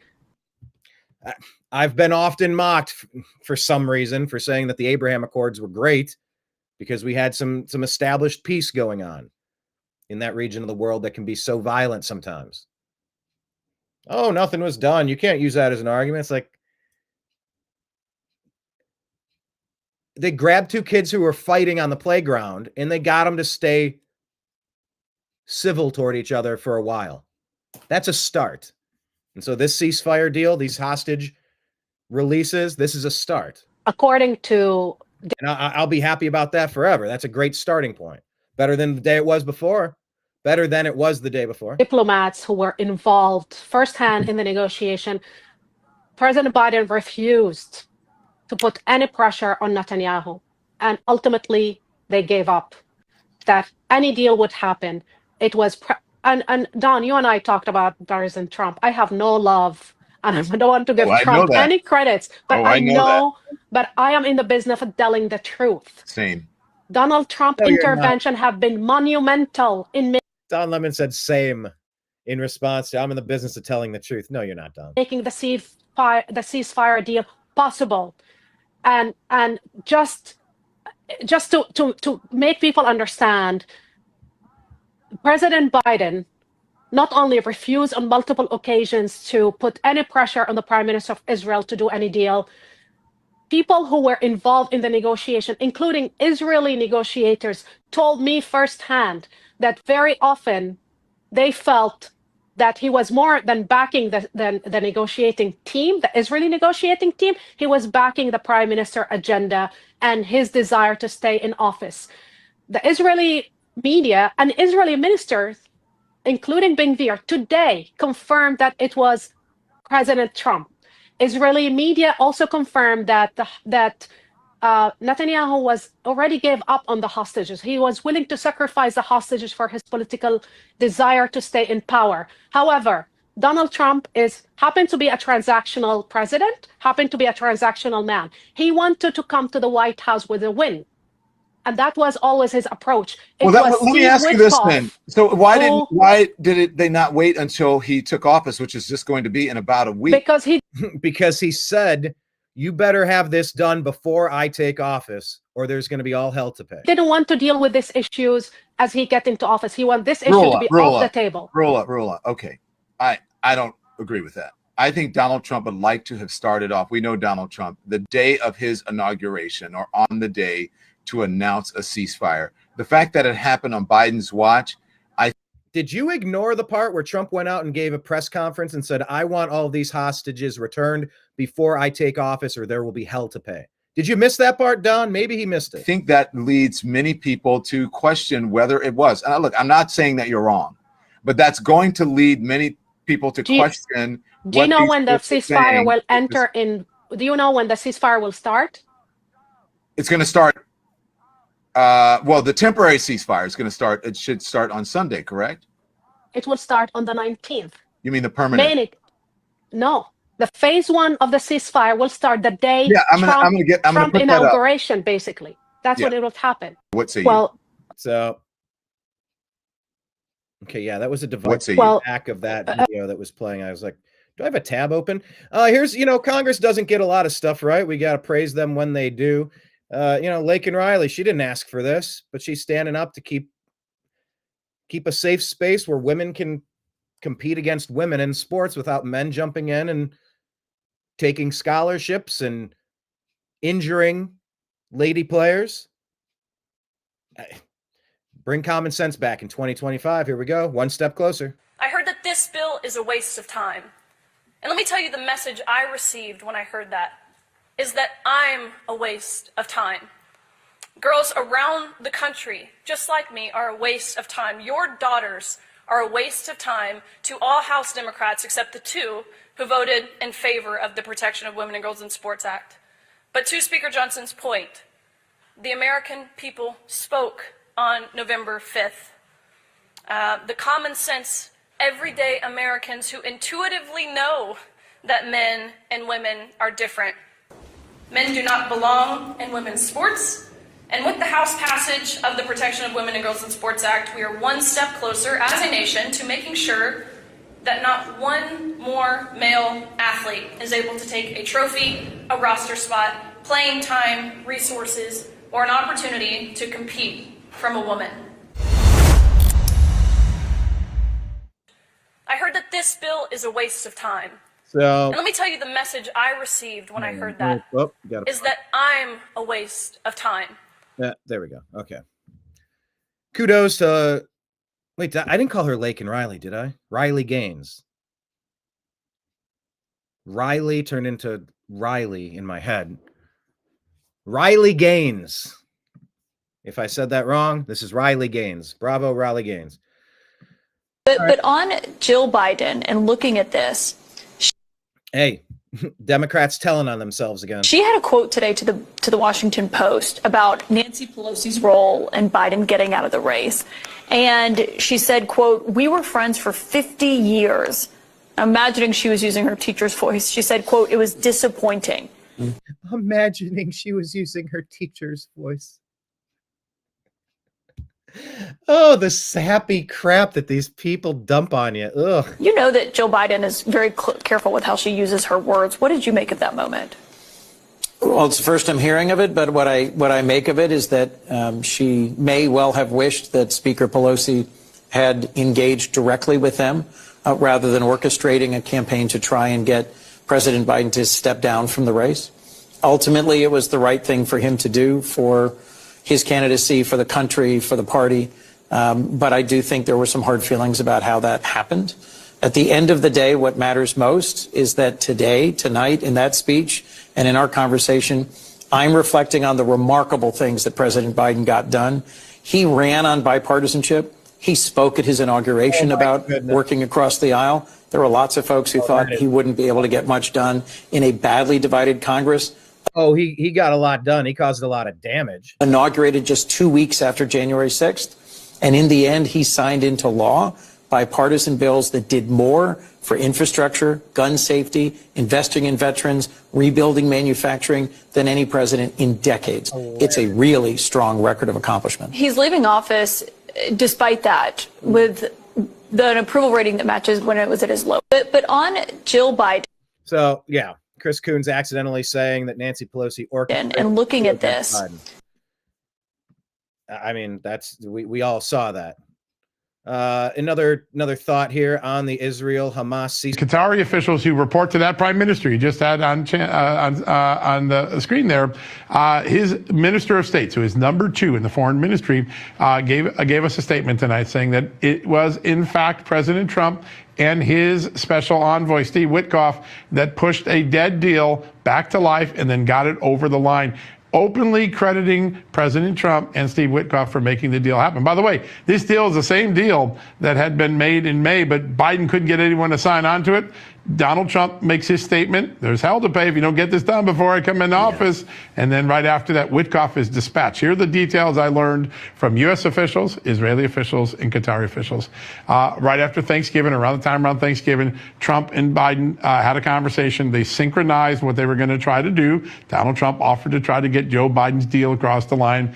Trump then dispatches Steve Witkoff, his special envoy for the region, to Doha. They all meet Biden, Qatar, the prime minister of Qatar that you just had, in Doha, and then Witkoff breaks off away from the group, goes independently on his own, meets with Israeli Prime Minister Benjamin Netanyahu, figures out what Israel needs to make the deal, and then brings that to completion. That pressure from Trump, according to the Minister of State, Mohammed Al-Khalifi, and that diplomacy by Steve Witkoff changed a dead deal to a live deal that happens in the final days of Joe Biden's presidency. But if Joe Biden can't answer the question, the Qataris are glad to answer it for him. It was Donald Trump, according to the Minister of State of Qatar. There you go. I like peace. Another comment. They knew there was going to be a fire. They were so confident of it that the Weather Service is just raising the alarm. So, I mean, that's the most important thing. What should have happened next on January 2nd, January 3rd is two things. The first, Governor Gavin Newsom should have set up an emergency command center, mobilized the National Guard. They should have put fire engines in the neighborhoods most at risk, just to be standing by. Right. We're talking about a disaster that we're estimated is now what?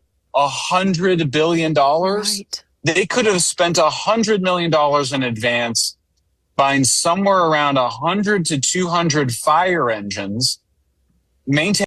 Or just fixing the broken down ones that are sitting there and getting worse. Maintaining them, just storing them at different parts of LA. Reservoir thing is just egregious. They just had to repair the cover. This is like the big tarp that covered the water to make sure that birds didn't poop in it. They should never have drained it during the fire season. They could do the repair some other time of year. That particular reservoir is the second largest reservoir of the 10 major reservoirs that the LA city depends upon. Really? And it was drained of water. This reservoir was right above. It was very high up. It was right near Pacific Palisades Fire, which is one of the major fires. What, Michael, what is your theory as to why all of this is so botched and so bungled? I cannot wrap my head around it. I think the big picture is that the politicians in California are just focused on themselves. They really are disconnected from common people, and they're disconnected from physical realities. I mean, why else did Gavin Newsom cut the forest fire budget? Why did Mayor Karen Bass cut $17.5 million from the fire budget, and she was moving towards an additional $49 million of cuts?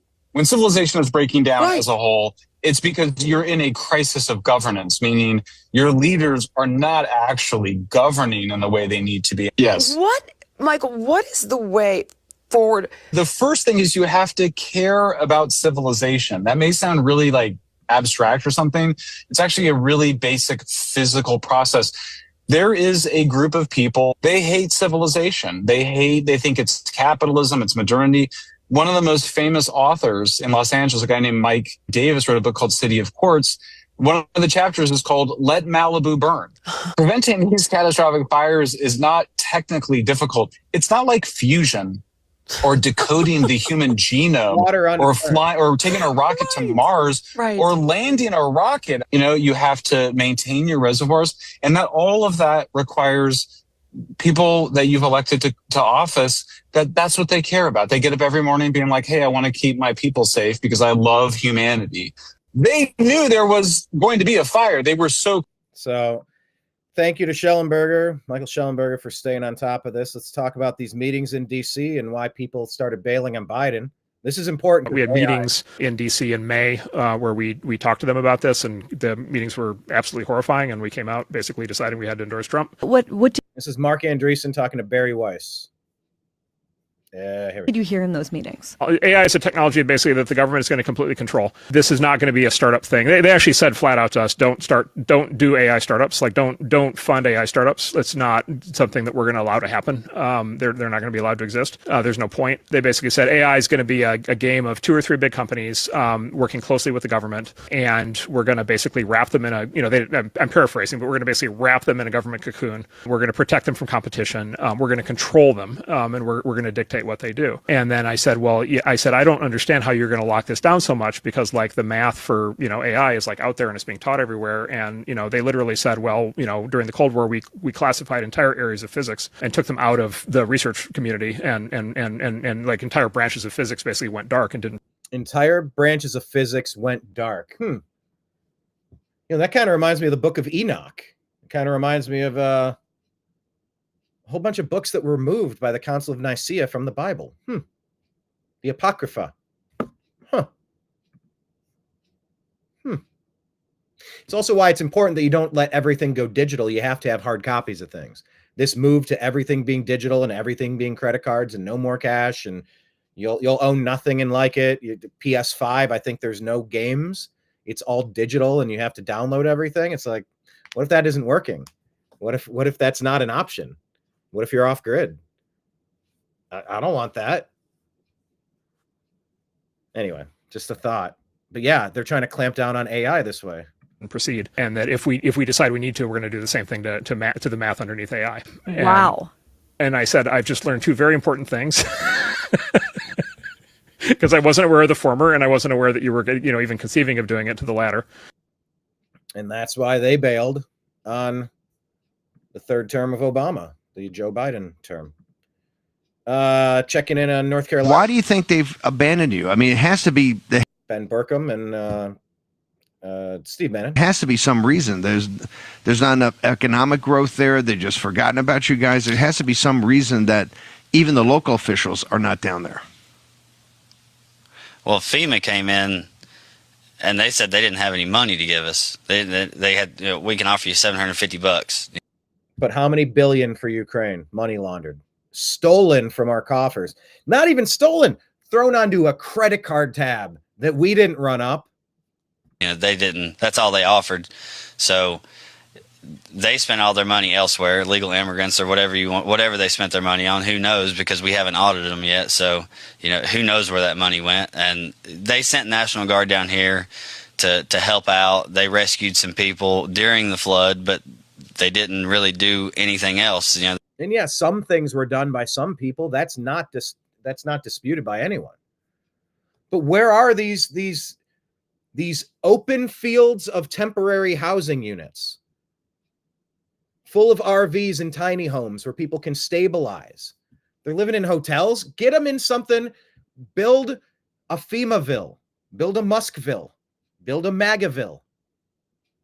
Find a farmer, buy him out, say, hey, you hit the lottery. What is your place worth? $4.5 million. Can I double what this place is worth to buy you out? You hit the lottery, and we'll try to maintain this proper land usage. We really want to help the community here. All right, I'll take that. Doubles the payment, buys it outright, and then builds a subdivision of homes, of tiny homes, of earthships,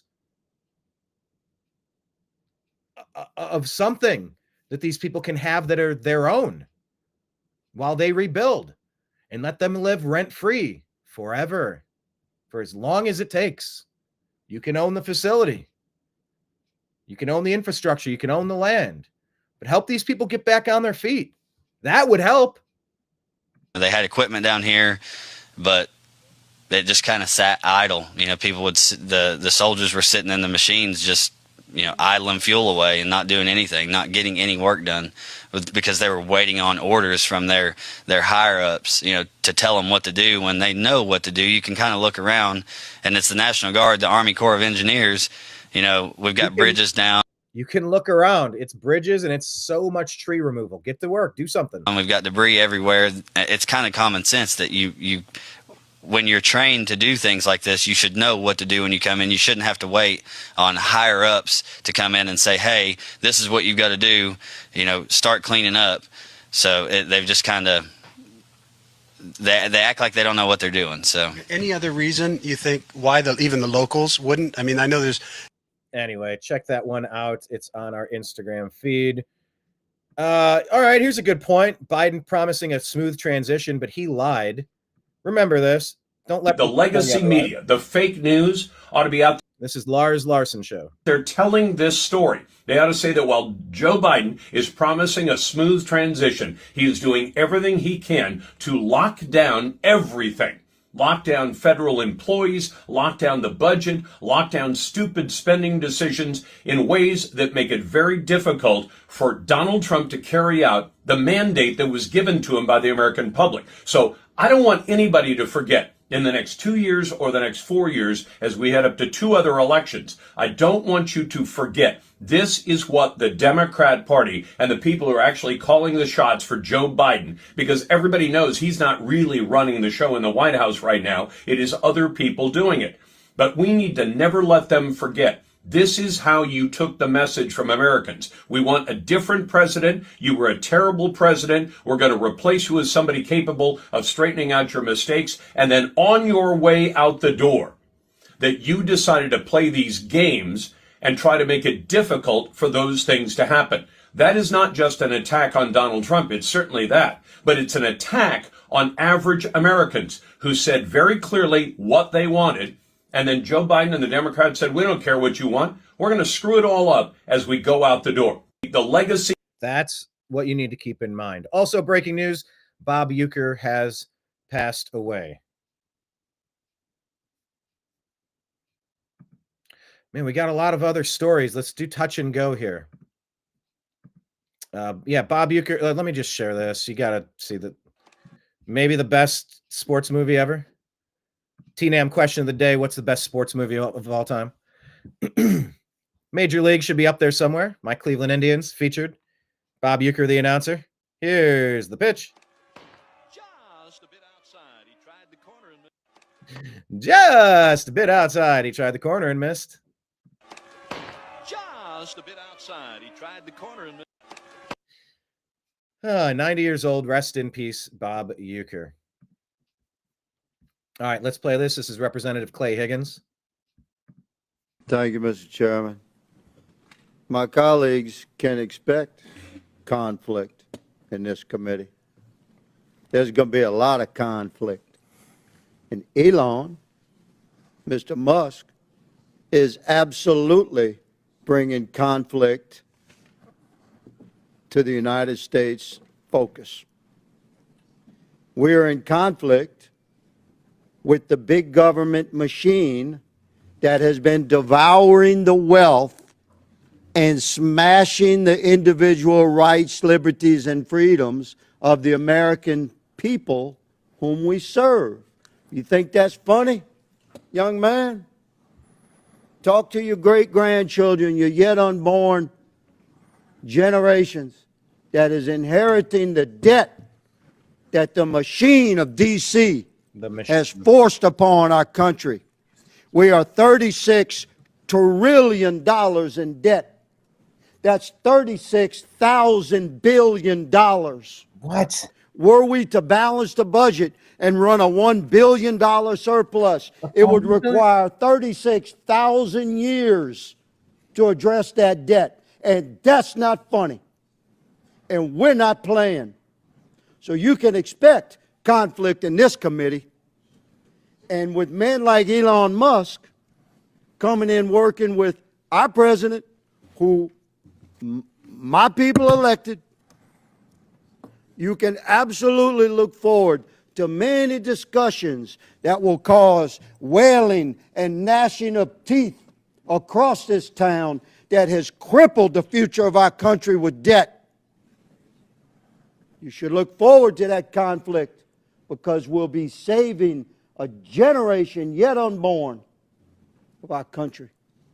And that's exactly what we intend to do. I yield the balance of my time to the chair. Thank you, Mr. There you go. It's about time. Just a reminder about Fauci, everybody. Touch and go, touch and go. Fox News alert. New evidence has just surfaced tying Dr. Anthony Fauci to the CIA's cover-up of COVID-19. This is on Turning Point Action. This is Jesse Waters on Fox reporting. Last week, a whistleblower claimed the CIA was... And by the way, I'm not entirely certain what week they're talking about. Not sure how recent this video is, but I'm very aware of who Fauci is and why he needs to be indicted and prosecuted. Paying people off to bury the lab leak theory. And now this, from the House committee investigating the pandemic origins. Quote, Dr. Fauci was escorted into Central Intelligence Agency CIA headquarters without a record of entry and participated in the analysis to influence the agency's review. The committee is now ordering HHS to hand over documents detailing all of Fauci's movements during the pandemic in and out of CIA-controlled sites. Fox News alert. So keep that in mind. All of the things that were wrapped up in the regime, including Fauci, that worked together and coordinated so that they could do everything possible to lock down society, transfer the most wealth ever, exert the most power and control that they've ever been able to onto people, and wrap it all up into a neat little package where they could use it to weaponize a political campaign to bring the two least popular politicians of recent history, Kamala Harris and Joe Biden, into office in 2020. That's who these people are. That's what they've done. They all played a role in it. All right. Just a couple of the clutch interactions. Benny Johnson did a good job today putting these clips together. So we'll just play a couple of these back to back. Schiff and Bondi. Oh, here we go. I guess I'll just play right from here instead of going side by side. Has called for it publicly. Adam Schiff. You are aware of that, aren't you? No one has asked me to investigate. But the president has We're called, also worried about Liz Cheney, the Senator. president has You know called what we for should this. be worried about? Ms. Bondi, the please crime rate answer in my California questions. right now You are is aware through the roof. The crime rate in California now is through the roof. Yes, and it's part of the biggest it's one of the biggest reasons why the New American Media left Los Angeles. Maybe someday they can get competent organization, government leadership, and priorities out there. In theory, I would love to go back. Can't go back when everything is backward and none of the priorities, such as firefighting, crime, all the Soros-appointed district attorneys, all this backward bullshit, all this Democrat nonsense, the globalist deep state agenda to just destroy America. If they can get that fixed, I would love to go back. But yeah, that's what Schiff should be focused on. Good job, Pam Bondi. I agree. Ms. Bondi, Your robberies Ms. are Bondi, 87% higher than the national my question average. is this. 87% higher robbery rate than the national average. Why don't you focus on your state? That's what I My want to question be is focused this. on, Senator. Do you have the If I'm power to confirmed say as no to the Attorney president? General. And what you're suggesting today by your non-answer is you don't have the independence to say no to the president. So let me ask you a different question. It also requires you, if you're going to be a good attorney general, to be able to tell hard truths to the president. Oh, it's rich hearing Adam Schiff talk about hard truths. All he's done was peddle conspiracy theories, lies, in order to frame President Trump. Oh, that's rich talking about truth. So my questions now are, can you tell hard truths to the president? So let me start with an easy truth that you could speak to the president. Can you tell us, can you tell him that Donald Trump lost the 2020 election? Can you say that? Do you have the independence to say that? Do you have the gravitas, the stature, the intestinal fortitude to say has called for it publicly? You are aware of that, aren't you? No one has asked me to investigate. But the president Liz, has we're called, also the worried president, about Liz Cheney, the Senator. president has You know called what we for should this. be worried about? Ms. Bondi, the please crime rate answer in my California questions. right now You is are through aware, the roof. Ms. Bondi, Your robberies Ms. are Bondi, 80. Okay, I think that's a repeat. That was a quick edit I didn't quite notice there. Move on to the next one. Actually, I think this one gets in the middle of some of these Benny. Bobby Kennedy. This is important. This is all about the red dye, and it's about the dam has burst on the poisons that we've been attacked with. This is an attack. The medical, the food and beverage industries, the FDA, the agencies designed to govern and regulate this stuff, we've been under attack. Decided that he was going to put something at the center of his campaign that no other This is comedian Dave Smith and, podcaster Dave Smith. Presidential campaign had ever even made a minor issue. But Bobby Kennedy just got up and said, America leads the world in chronic illness. And I'm kind of embarrassed to admit that I didn't even know that was true. I didn't know that was true until Bobby Kennedy said it. And you're like, wait, really? Do we? Why? And then all the entire establishment could say is, hey, you're a kook because you think it's the vaccines, or you think it's our diet, or you think it's the, and then you're like, okay, so what is it? And oh, they have no answer. Oh, and by the way, they have no interest in even getting to the bottom of it. The timing just right after the COVID insanity, you know, where it's like, oh, like this is we had this whole health crisis, but none of you ever even seemed to care to mention that, like, I forget the exact numbers, but it was, I think 78% of the people hospitalized with COVID were obese. And you're like, really? Yep. And that's just never going to come up? Bobby Kennedy has changed. It's time to reprioritize the things that need to be prioritized. All right, back to Benny's post here. This is called for. You have said that Department of Justice prosecutors will be prosecuted. This is Mr. White House talking to Pamela Joe Bondi, AG Bondi.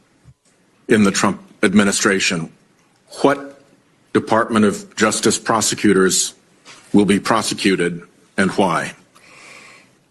I said that on TV. I said prosecutors will be prosecuted to finish the quote, if bad. Investigators will be investigated.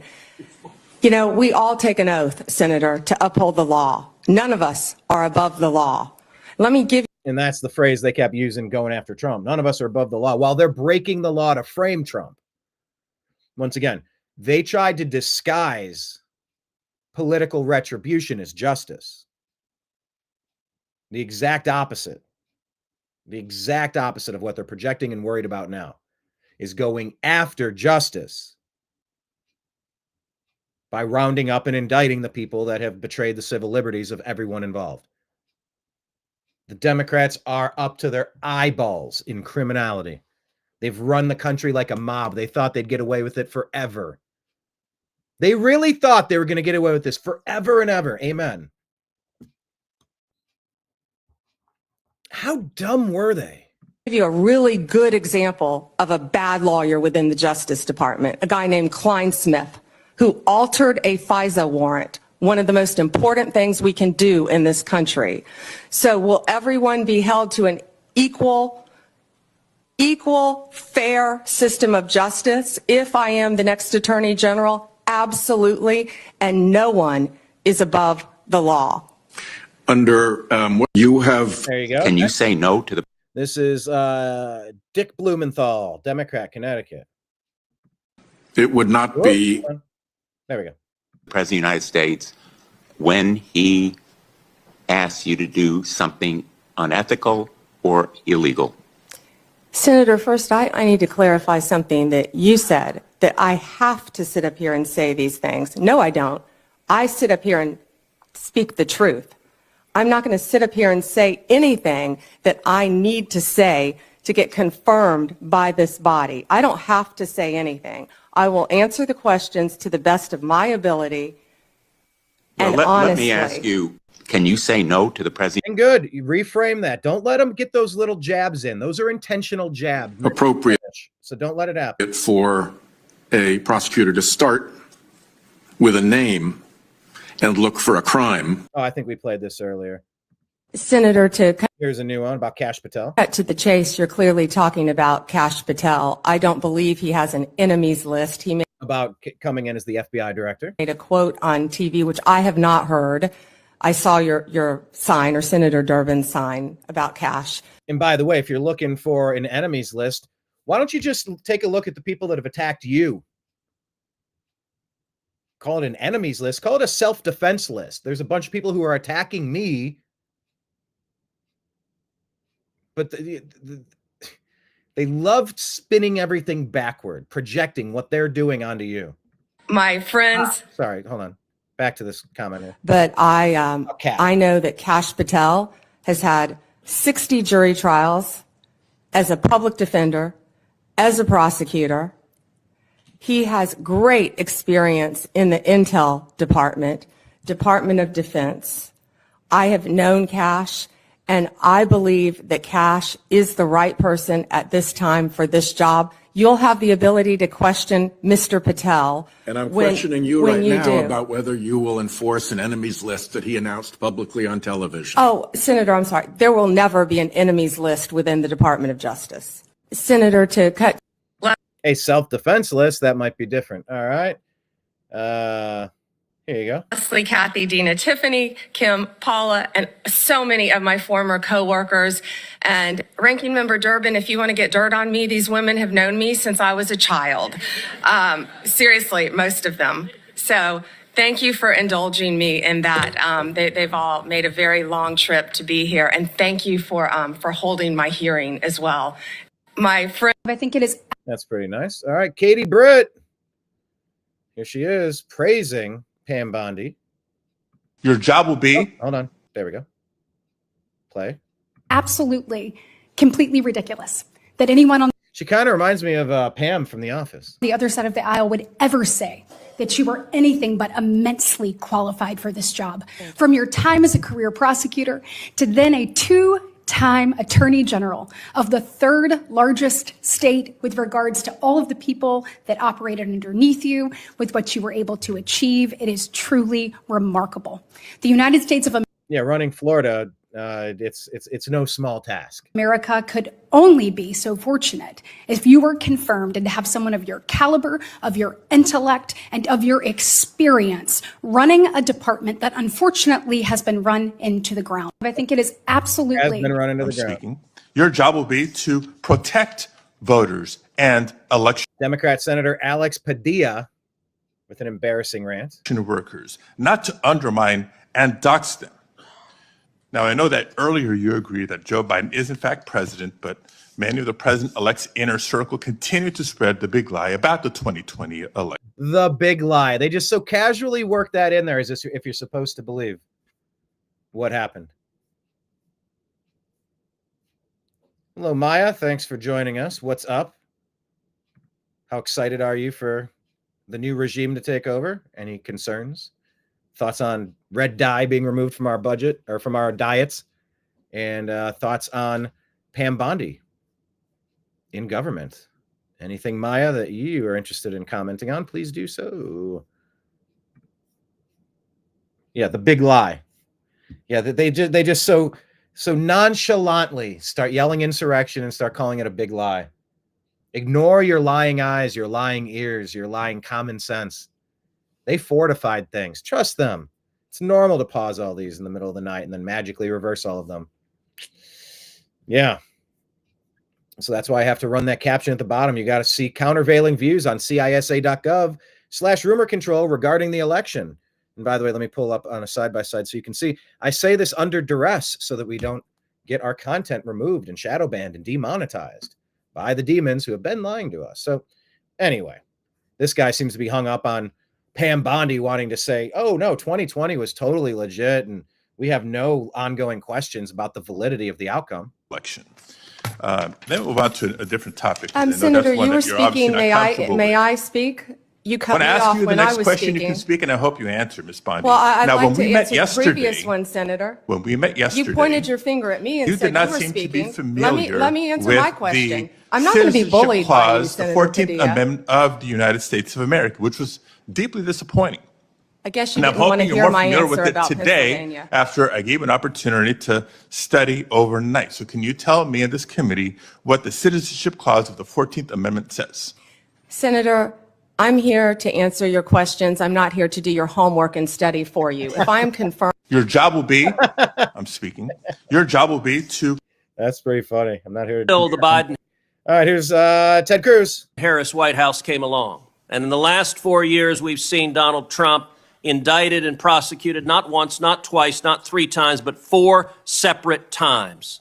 And 2 assassination attempts, Senator. Oh, at least. I have to say, Javert from Les Mis would be chagrined at the efforts of Democrats to do.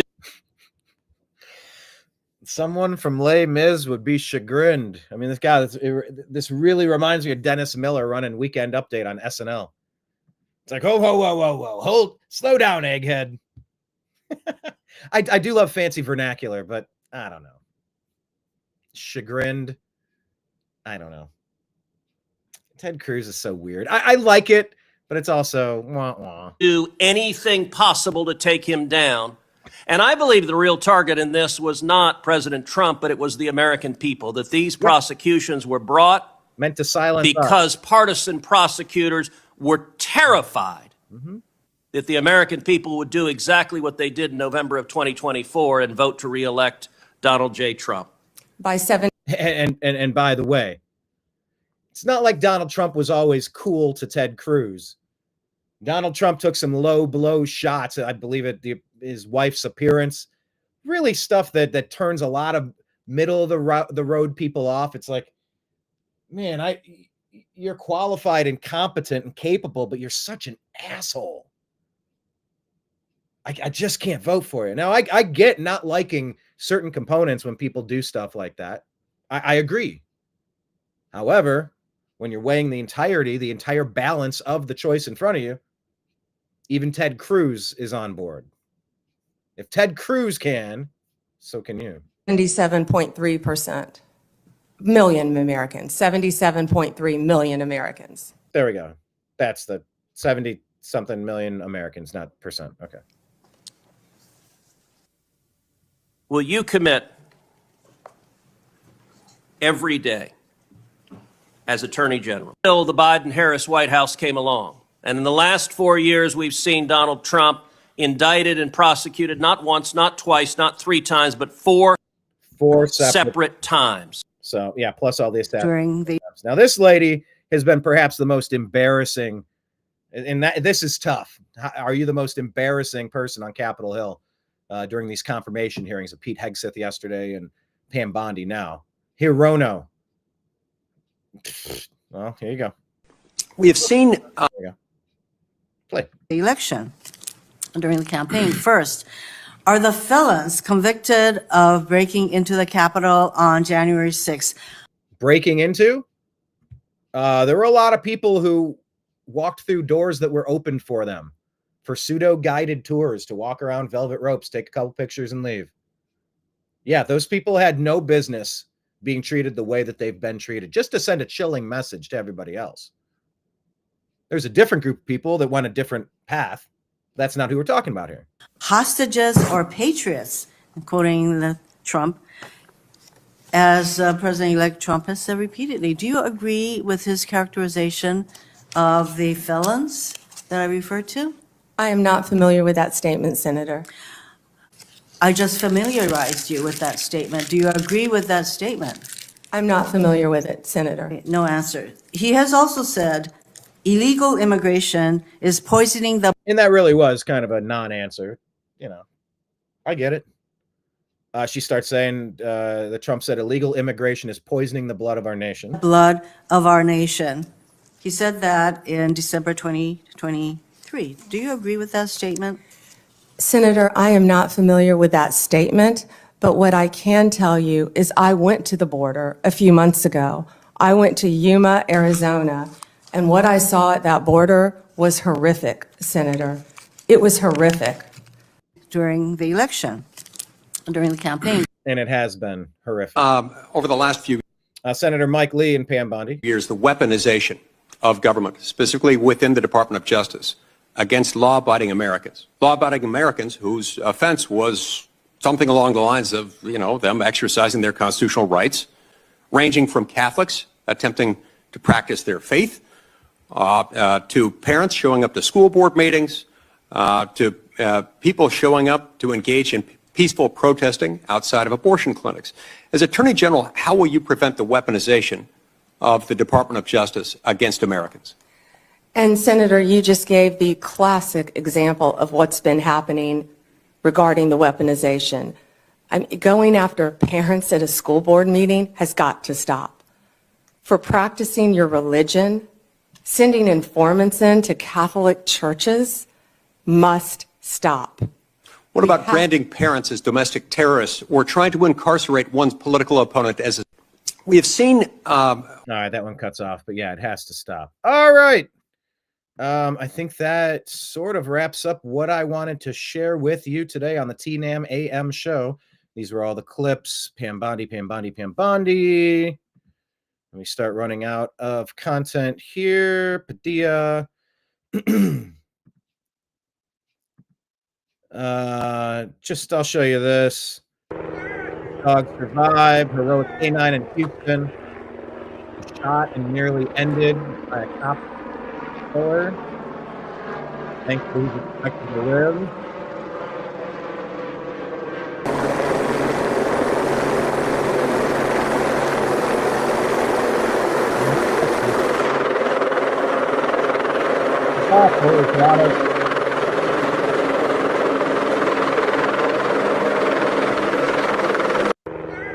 You know, by the way, soon you're going to be seeing Elon Musk robot dogs get injured. 2 more points here. Yeah, really, the robot dogs. Are you going to have a feeling for the machine the same way you do for an animal? And instead of saying, well, this is Steve Gruber talking about hypotheticals in the Attorney General. let's have some introspection. Let's kind of reflect on what we've done here. No, instead of doing that, they come after Donald Trump's nominees with those same sharp knives that were completely ineffective over the last decade. They don't get it. They don't learn. Democrats made the same mistake with Pam Bondi. Adam Schiff tried to badger and belittle her. Adam Schiff, that guy, demanding that she answer his questions about hypothetical investigations of Liz Cheney, of all people. Yeah. Bondi was nonplussed, enraging Schiff even more. She was right not to respond, by the way. She was right about it. Reminding Schiff, who is a graduate of Harvard Law, that the Attorney General deals with real cases. Fundamental cases of crime and punishment, not hypothetical cases involving former politicians. Hypotheticals are for law students, not lawyers with decades of trial and experience. Listen to this. Asking you, sitting here today, whether you are aware of a factual predicate to investigate Liz Cheney. Senator, no one has Based on what asked you me know. to investigate Liz Cheney. That is a The hypothetical. president has called for it publicly. You are aware of that, aren't you? No one has asked me to investigate. But the president Liz. has We're called- also the worried about president- Liz Cheney, the Senator. president has You know what called we for should this- be worried about? Ms. Bondi, The please crime rate answer in my California questions. right now You is are aware, through the roof. Ms. Bondi, Your my- robberies Ms. are Bondi, 87% my higher question- than the national My question average. is this. That's what I My want to be question is focused this. on, Senator. Do you have the if I'm power to confirmed say as no to the Attorney president? General. Yeah. She just sat him right back down. Bondi repeated her commitment to restore confidence and integrity in the Department of Justice. And unlike Schiff, Bondi opposes lawfare. Unlike her critics, Pam Bondi opposes the criminalization of politics. And unlike Democrats, she opposes the anti-democratic practice of prosecuting citizens based on politics. Take Merrick Garland, for example. Unlike him, Bondi opposes the injustice of wrongful prosecution. Here she is again. I will fight every Garland is so guilty. day to restore confidence and integrity to the Department of Justice and each of its components. The partisanship, the weaponization will be gone. America will have one tier of justice for all. And by the way, the Democrats have committed mountains of crimes. That's on them. Investigating their crime isn't a crime. Trying to frame an innocent person of criminality, that's a crime. And that's what they've been up to this whole time. 12 of the past 16 years, they've been all about this life. Now the chickens are coming home to roost. And instead of saying, well, let's have some introspection, let's kind of reflect on what we've done here. No, instead of doing that, they come after Donald Trump's nominees with those same sharp knives that were completely ineffective over the last decade. They don't get it. They don't learn. Democrats made the same mistake with Pam Bondi. Adam Schiff tried to badger and belittle her. Adam Schiff, that guy, demanding that she answer his questions about hypothetical investigations of Liz Cheney, of all people. Bondi was a non-player. All right. So there's that. And yeah, Marco Rubio, I'm not the biggest fan of him, but we'll end on this final thought here. Ultimately, under President Trump, the top priority of the United States Department of State will be the United States. The direction he has given for the conduct of our foreign policy is clear. Every dollar we spend, every program we fund, every policy we pursue must be justified by the answer to one of three questions. Does it make America safer? Does it make America stronger? Or does it make America more prosperous? Ultimately, under President There you go. Safer, stronger, or more prosperous. I am excited for that. Please make sure you're following the New American Media on Instagram. The New American Media, there it is. 888. Ooh, there's a number. 888. Is that an angel number? What does that mean? Let's see. If I type in 888, what does 888 mean? Abundance, success, and financial prosperity, a sign of encouragement or a message from your angels that you're on the right path. Hey! 888. 3 snowmen All right. Or snow women, snow peoples, snow peoples. Anyway, thank you for following us in all of the places. All right. We'll be back at 3:00 on Agree to Disagree. We're going to do a special 60-minute, super high-speed episode. That's the way Blake wants to do them. I understand there's a value in doing that. I am a 2-hour guy. I start getting warmed up after an hour. That's just the way I'm wired. I have empirical evidence, and I have a laundry list of reasons why. It's not intentional. It's just the way that it works out. So I appreciate each and every one of you, including Maya and Kenneth and everyone else in the chat rooms, for following us. Hit like, hit subscribe to the New American Media. We showed you that clip from Hurricane Helene, help on the way. If you want to donate to help Grizzly stabilize after his disaster, he's on Cash App at Fabled Remedies, the number 1. Fabled Remedies 1. And if you send him something, but just put TNAM relief in the subject line, because we've had people donate greatly to the New American Media specifically to help him out. So we were able to transfer a nice chunk of cash directly to him. And we don't want to forget him in this time that they need help probably the most when it's the coldest. If you'd like to help the New American Media, we're on Patreon, patreon.com/the New American Media. On Venmo at Brian Engelman, that's BrianEngelman. On PayPal at Fuzz Installment. I need to add the Cash App on there. I think it's at Brian Engelman. Of course, the countervailing views are down there at the bottom if you want to read that. We're on Facebook. Find our Facebook page, The New American Media. We are broadcasting on there live now. That's new. We haven't done that for a while. Zuckerberg, he's bending the knee a little bit, pretending he's going to let us speak and maybe monetize our content and function as an independent media company for the first time in the 14 years we've been around. We'll try it. We'll see how long it takes for them to ruin us, like they deleted our previous company page. But follow the New American Media on Facebook and Instagram. We get a lot of our stories each morning off of Instagram. That's how we're doing our morning show. We're just kind of seeing what we've shared on Instagram and unpacking it for you on a program. So follow us in those places, and TNAM's The Agree to Disagree Show private Facebook group. Subscribe to our YouTube channel, youtube.com/The New American Media. We used to be monetized over there. We no longer are. Maybe we will again someday. But we have about 1,600 videos and almost 14 years of content over there. Check it out. Do follow us on Rumble, like our page, subscribe, because we are monetized there. It's one of the few places. The New American Media on Rumble. Download the Agree to Disagree Show podcast on Spotify. I think we're on Apple Podcasts and other places as well. On X, we're at American_media_. And like I said, tonight in this afternoon, a couple hours from now, we'll be doing the Agree to Disagree Show with Blake Wally from 3 to 4 p.m. And then at 5 o'clock, we'll be back with Mike Barra on Strictly Football, talking about the NFL playoffs, the teams that remain. Who would you take if you had to put $100 down? Question of the day. Would you bet on the Chiefs or every other team? Chiefs or the field? If you had $100 and you had to place it, would you bet on the Chiefs to win it all again or the field, meaning every other team? I think one of the other teams will win. No, Kenneth, we're not on Mumble yet, but thanks for asking. We're not on Mumble or Bumble, but we are on Rumble. So yeah, we'll be back at Strictly Football. We'll be talking about the NFL and the Ohio State Buckeyes and Notre Dame Fighting Irish championship game that's going to be happening after Donald Trump is inaugurated on Monday, the 20th. It's going to be a very busy day for the New American Media because we do a sports show, Strictly Buckeyes, and the Unhappy Hour Sports Show. Whew, that's going to be a heck of a day. Can we win? Kenneth would bet on the Chiefs. Look at that. Are you a Chiefs fan, or you just think that would be the better bet? But saying Chiefs, baby, sounds like you're a Chiefs fan. I'm not. I'm tired of the same teams winning.